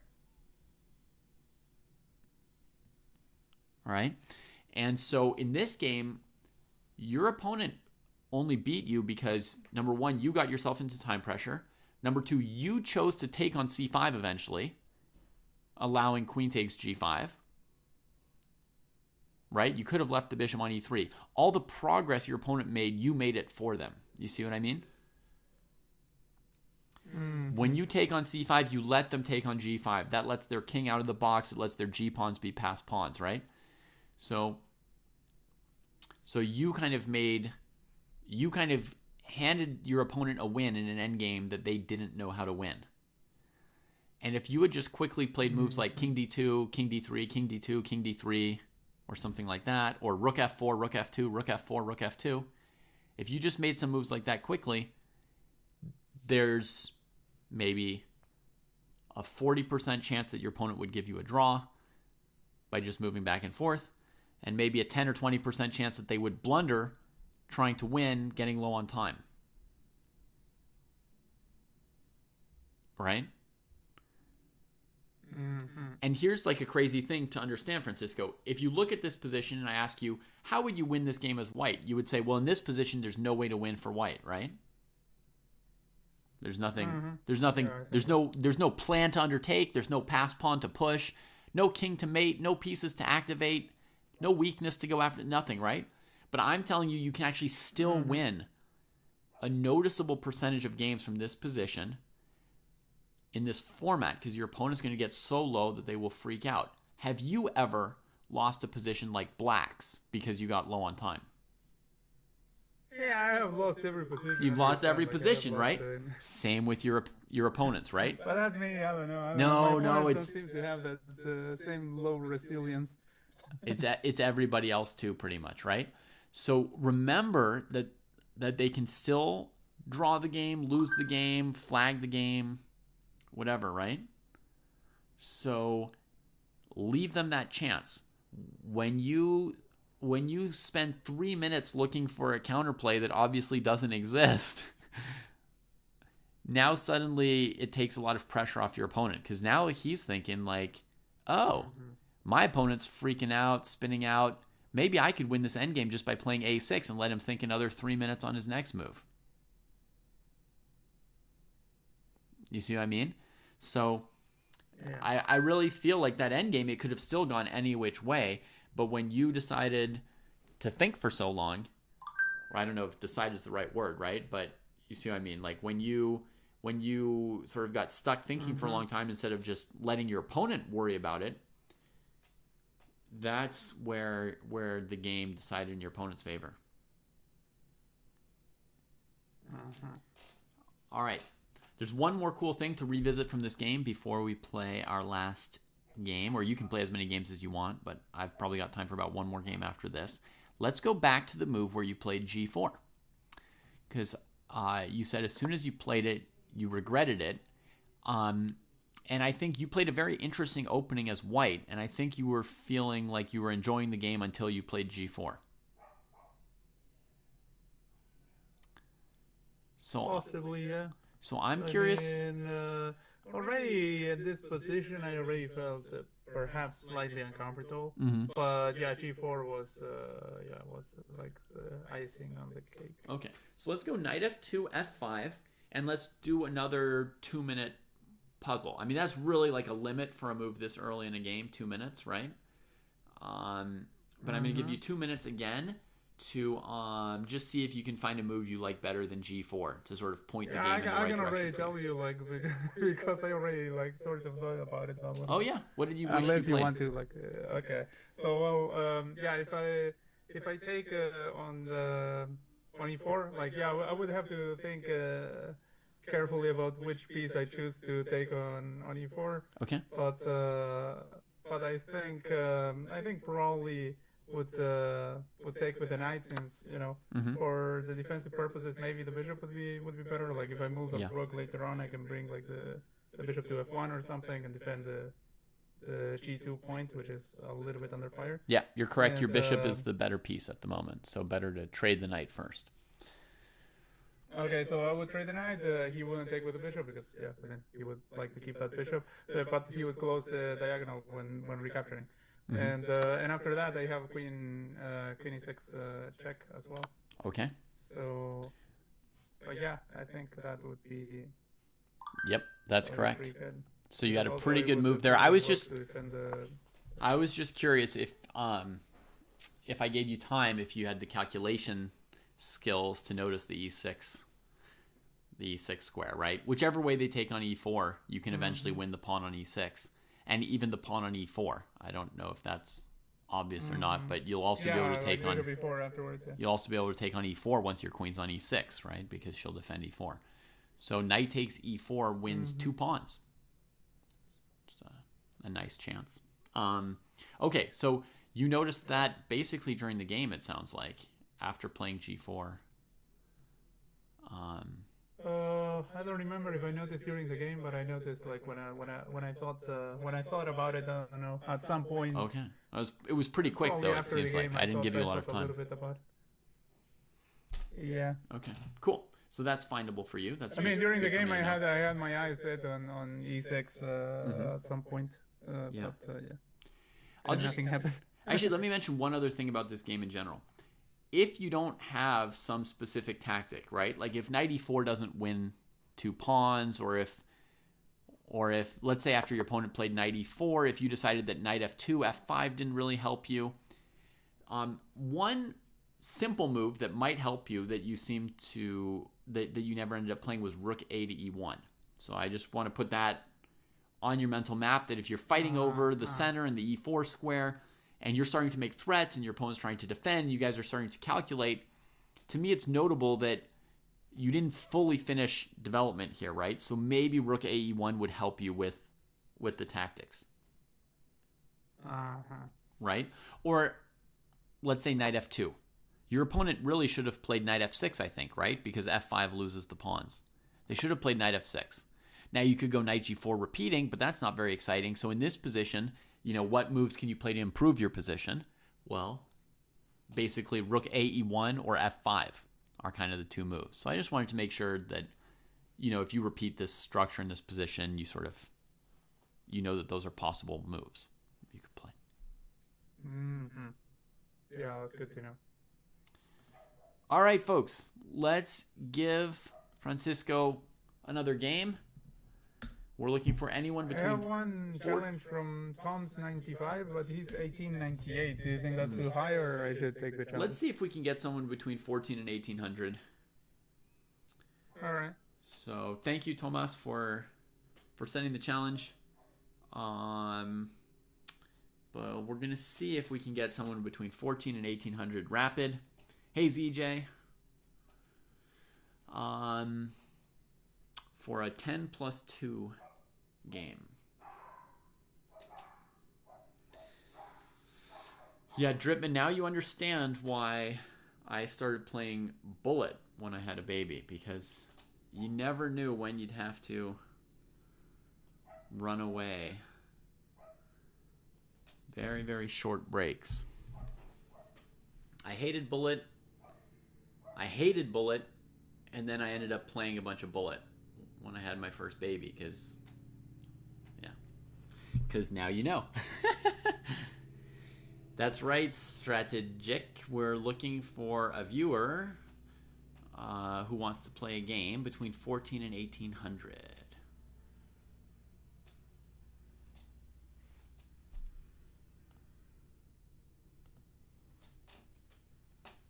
And I'm going to enjoy looking away from my computer for an hour after this.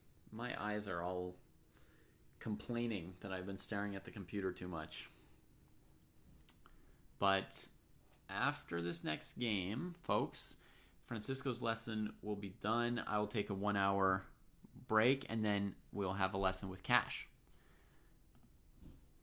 at about 3:15 Pacific. So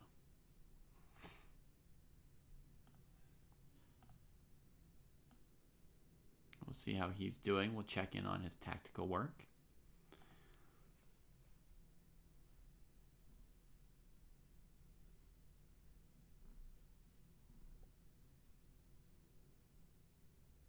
Okay, Strategic. I think 1812, but drunk. That sounds fair. Why don't you send Francisco a challenge? 10 points above the rating limit, but drunk. Should be okay. That's going to be super tough. That should be okay. You notice Francisco drinks water, so Francisco's got a good training regimen here.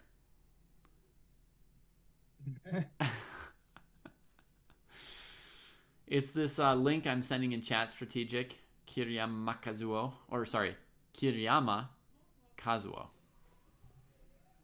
As I learned when I finally Googled it. Yeah.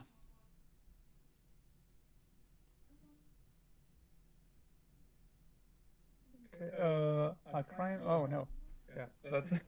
I was going to say that they sent me a 10 plus O, but also this person is 2100, so yeah. 2100, yeah. Outside of the range. Yeah, 2100's outside our range.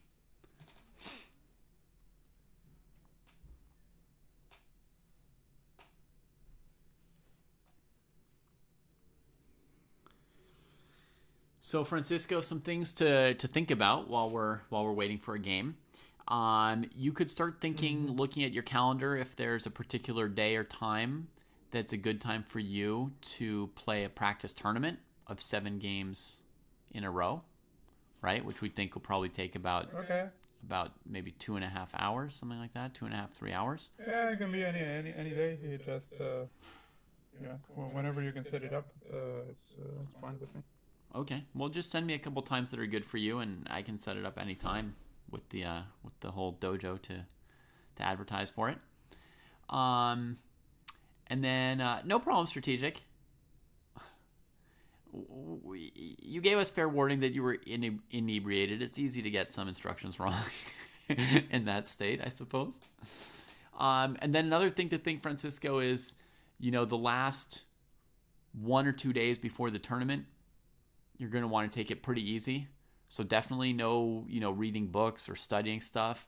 If you want, 1 or 2 games, maybe 30 minutes of tactics just to stay sharp, but nothing tiring, right? You want to have a lot of energy on the day of the tournament. And a lot. Okay, so.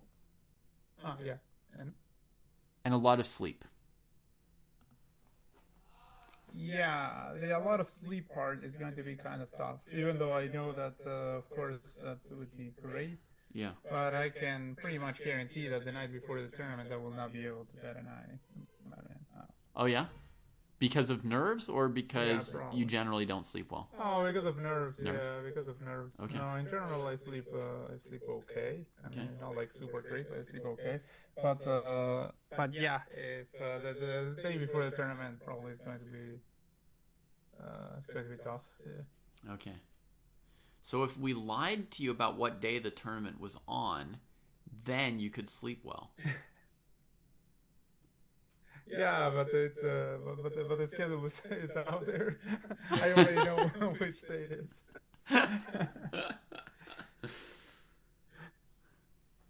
I'm like, Okay, keep. so I'll play. Okay, I have even easy. 1778. So yeah, that'll Sounds help me. good. Let's see.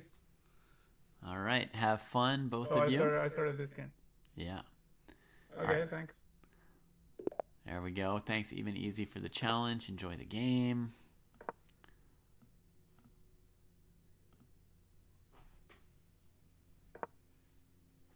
There we go. It's interesting. Almost all his training opponents so far have played into the Nimzo Indian instead of playing like some London system or something. At some point, everybody was playing the London, and now they're playing main lines again.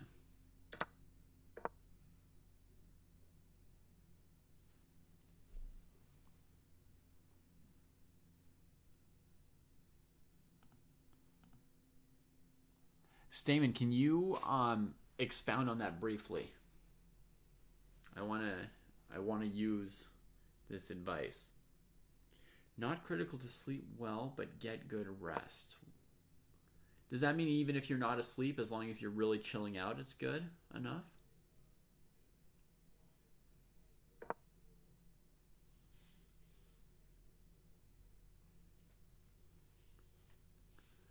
I think now the London has become a main line, but for a while it certainly wasn't. Yeah.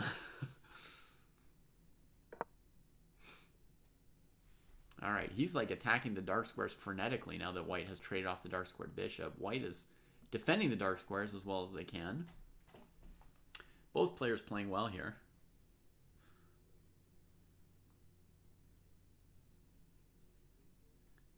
Love it, strategic. I do that to some extent. But there are some players who could benefit from having a little more of like a will to win as well, right? Like last game in that end game with rook and bishop against queen, I just felt like his heart was not really into saving that game. You know, with the way he just sat there and like let his time run. He was like, if I can't find, you know, a brilliant way to defend this position, then I'd rather just sit here and flag.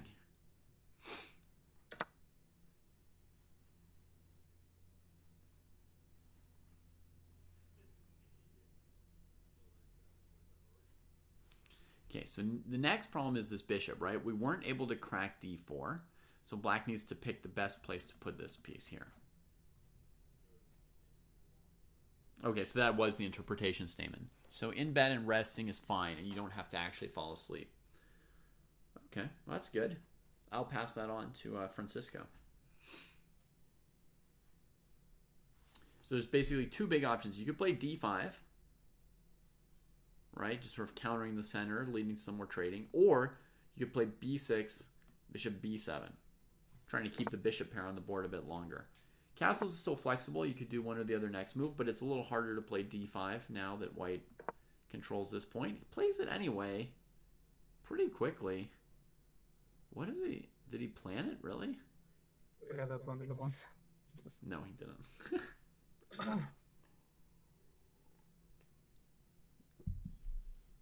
Yeah, I've got the Zoom call on mute, strategic, because otherwise, yeah, my students can't really practice if they're listening to me the whole time.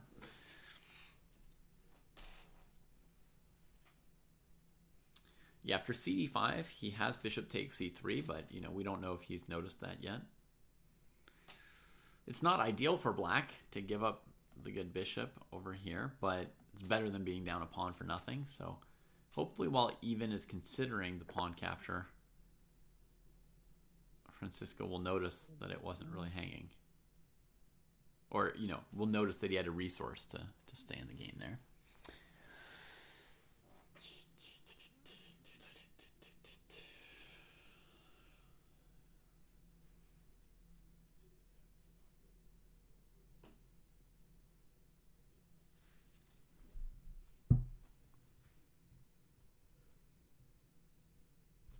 Rook to the diagonal of this bishop. Odd choice.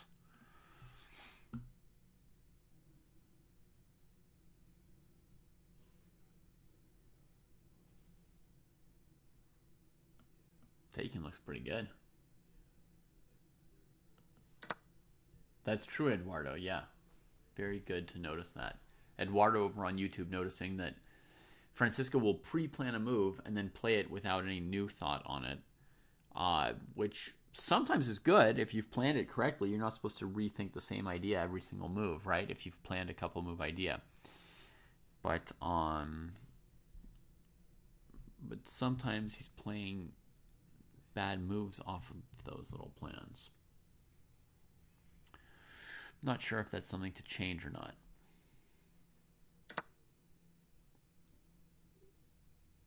So now rook d8 would be my basic move. Normally your basic move would be b6 to play bishop b7.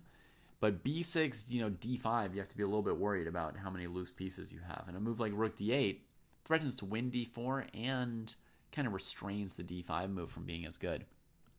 And then if your opponent plays d5, you don't need to spend a move on b6. You can leave your knight protected, right? And play some version of trades, and then, bishop e6 or bishop g4, depending on your preference.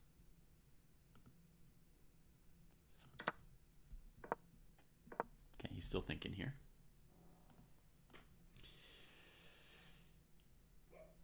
Bishop takes c3, forcing hanging pawns. No reason to take the knight that can't really move away right now. And at the moment, the isolated pawn's a little bit worse than hanging pawns, so there's no particular reason to force hanging pawns, right? Just rook d8. It's really, you got to think about development here, not about pawn structure as much. You got to be sure that you get your pieces into the game instead of thinking too complicatedly about, oh, can I give them this kind of positional weakness, and then how am I going to play against it, and blah, blah, blah. It's too fancy. Like, get the stuff out. He found rook d8, which is a great move. Took a minute. dc4 was the only move that kind of set it up. Also cost almost a minute. So costing a little bit of time. And let's see how he handles queen b3. Good move, by the way. From even easy, queen b3 was a nice move. See, white's trying to get black to do the pawns. Now at least bishop c3, pawn c3. You can play knight a5, trade off a piece, simplify it a little bit. It's pretty good.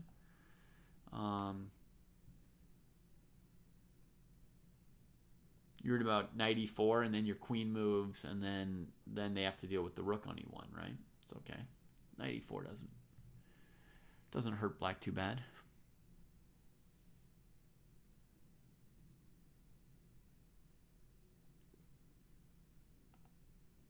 He could also just drop the bishop back, preparing knight a5 or knight d4.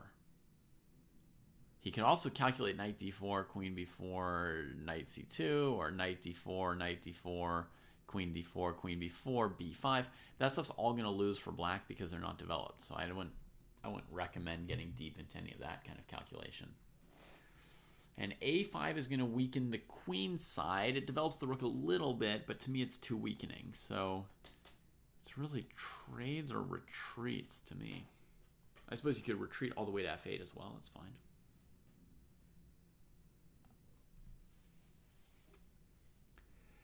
You get tied up thinking about knight d4.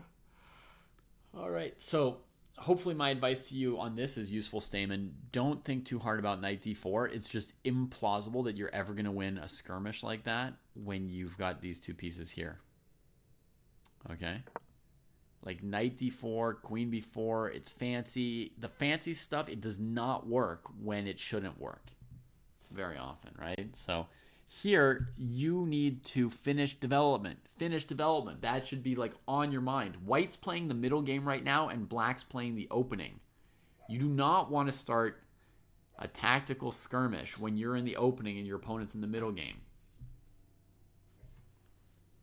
There's almost nothing worse than that. Now, this move's going to have a lot more impact because his bishop's dangly here, but maybe he could at least trade it to keep a knight from coming to d5. If his bishop had gone back, he would have had knight a5, knight c4, which would have taken all the sting out of d5. Dream squares a6, b5, bishop b7. Is that achievable? No, we don't have time. That's achievable with white. We're still in the opening. But again, we are in the opening. White's in the middle game. We don't have time for a6, b5. No, you got to do the most basic stuff to catch up. You got to be like, how do I catch up before I lose? You have to understand I'm about to maybe lose the game in the next move or two. Knight a5 would be good if it weren't hanging the bishop. So bishop f8 would prepare knight a5. That would be good. Same with bishop e7. But you can predict that it's going to get concrete here as black. Your opponent plays queen b3. Your knight's busy defending the piece. They're looking at d5. Their last rook can come out. And you're looking at your rook on a8, which can't match anything. And your bishop on c8, which is doing nothing. So you have to understand, like, oh my god, I need to avoid losing.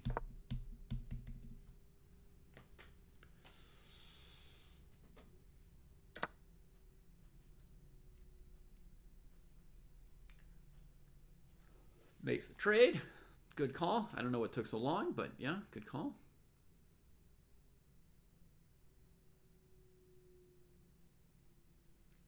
Three minutes 40. Oh man, he's going to be in bad time trouble this game.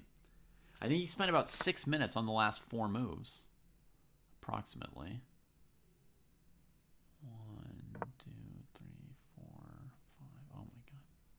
Yeah, this is a great continuation. Trading, then knight a5, then take out the bishop. Black will be fine. Black will be fine, except the clock. Except the clock.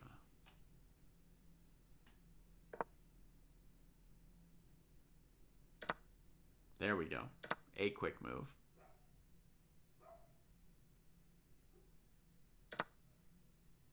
Good. He didn't agonize about whether to take with the rook or the pawn. So he's back to trying a little bit here. He's back to playing the game. White gives him bishop f5. Can't look that gift horse in the mouth for too long. Develop your guy. My guy, get him out. You know, get him out. Feeble, but he got him out. So we'll give him full marks for that. Full marks.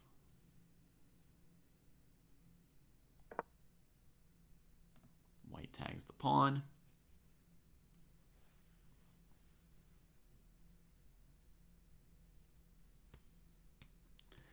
The position's about equal. Black's up a pawn, quote unquote, for nothing. White's knight is way better than the bishop on e6. And black's pieces are not very active, and black can't do much. So it's about equal. And then on the clock, we're in desperate shape.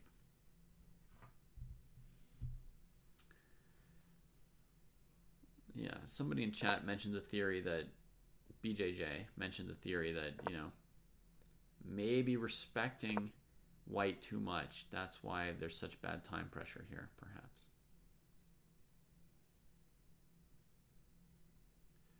Little by little, his position's getting a little bit worse here, too.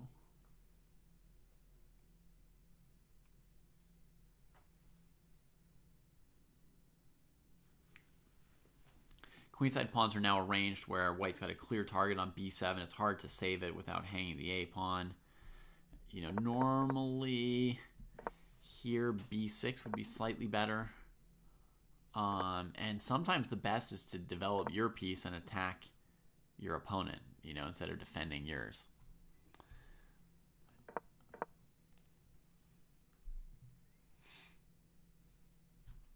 White defends this pawn and has interesting options of rook f3 or rook g3. White's playing very well this phase of the middle game. Down the pawn. What advice do we have for being down on the clock a lot in rapid? So there's a couple options there, rook at jacket.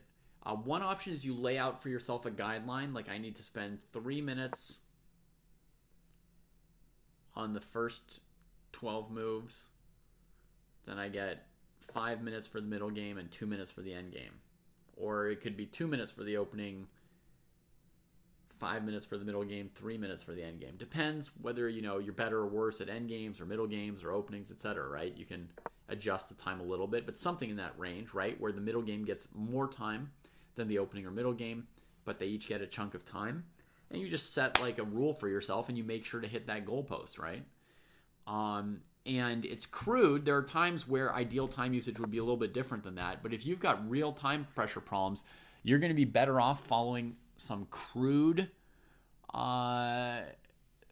system than just flagging every single game. So you force yourself to follow the system.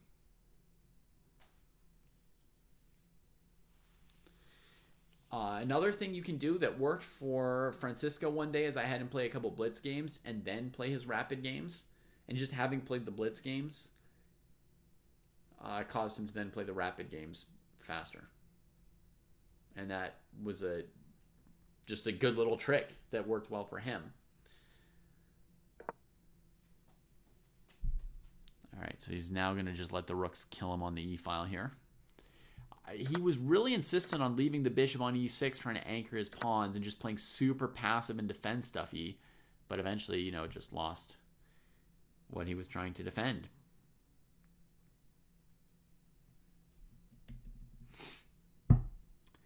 He's playing the time control of the upcoming tournament, which is 10 minutes plus 2-second increment.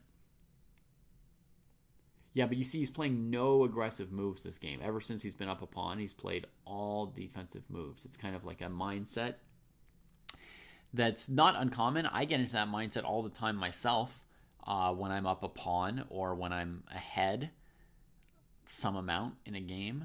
Start trying to protect what you have instead of playing chess, which is a mix of attacking and defending normally.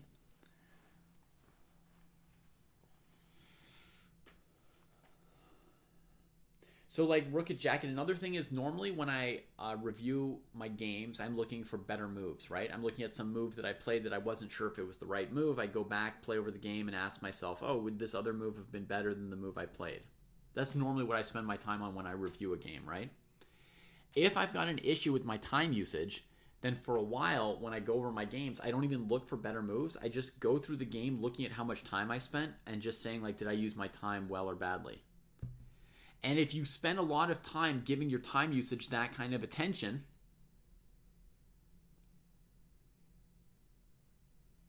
that will kind of, push you pretty hard towards better time management during your games as well.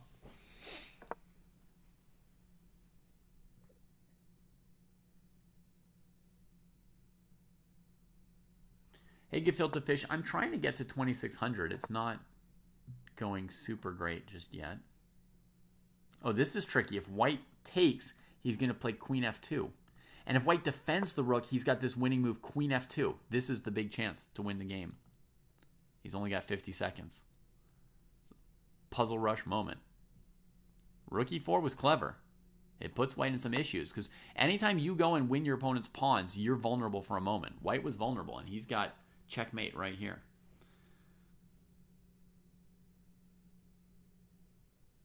Yeah, queen c2, queen b2, either plausible move, there was going to be queen f2. No! Can't find it. Defends e4. That was a chance. A hard one to see when you've got 50 seconds. Again, if he weren't in such bad time trouble, maybe he knows queen f2? Maybe? I don't know. If anyone here was playing queen f2, I'd be somewhat impressed in this. I would certainly be impressed if someone in the 12 to 1600 group found queen f2 in a rapid game in the tournament under pressure and all, but some of them might know it.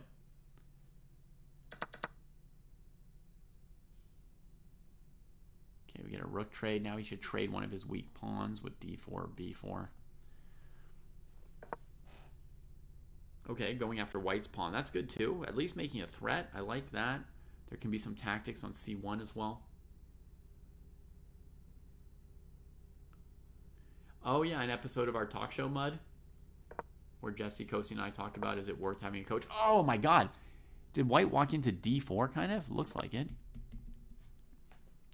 They're not thinking very dynamically. Now that white's ahead, white's playing very passively. You see, very similar to black's bishop e3 later. White's trying to defend this, and they're just not even looking at the dynamic moves anymore. There we go, d4. There's a move. Come on.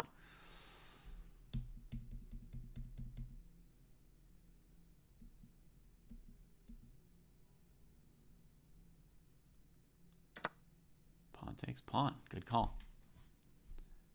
Probably double checking that he doesn't get checkmated by queen g6 or something.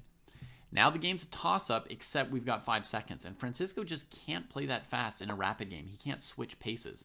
In a bullet game, he can... In a blitz game, he can play off the 2-second increment. But in a rapid game, he always flags.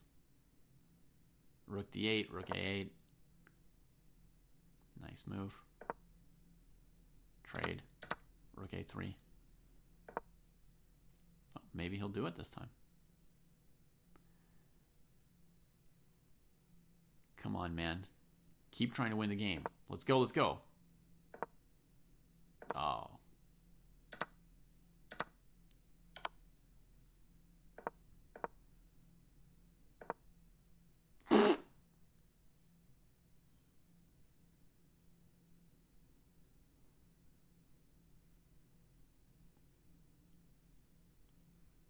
That was tough. Ooh. Wow. Yeah, you shouldn't have resigned. You should have played on there. Just to make me prove that. You knew you could still flag, right? You knew you could still with 8 flag. seconds, but yeah. I mean, I will convert it fine, I think, but still, I would like to practice that as well because in the tournament, nobody's ever going to resign. Right. Yeah. Okay, so I have to run, but I'll just make 1 or 2 quick comments for you. Okay. You got yourself in trouble with the time usage. There was a phase in the opening where you thought for at least a minute on 4 or 5 moves in a row, and then you had like 3 minutes to play the entire game from just a normal position. And so you did win a pawn in that sequence, but it wasn't even worth 6 minutes, right? I also lost a pawn at the beginning. You would have been better off. I also lost a pawn at the beginning. You would have been better off with... it wasn't taken, but yeah. But I want to say, you would have been better off with equal pawns and 6 more minutes on your clock, right? Than like up a pawn with 3 minutes to play the whole game. So it was just, you can't play that slowly. And so, you just have to push yourself on that.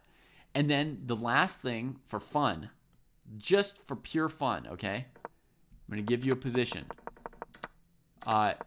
Move 30. Move 30. Okay. You played rook e4. Your opponent played queen c2. Okay? This is not relevant to your training. It's not something I expect you to find in a few seconds in a game. But it's just fun. I think it's just beautiful. So have a look. Black to play.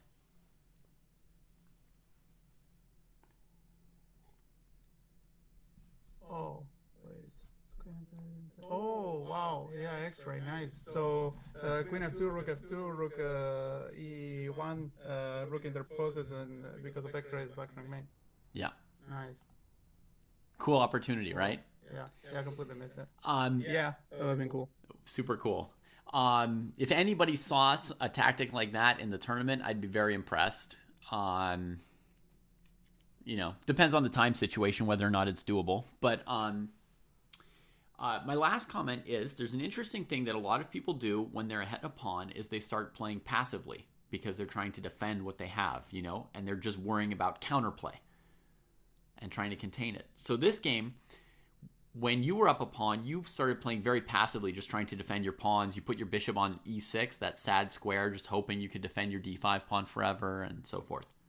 Then at some point in the game, your opponent won the pawn back on e6, but immediately after, they take the pawn on a6. So now they're up a pawn.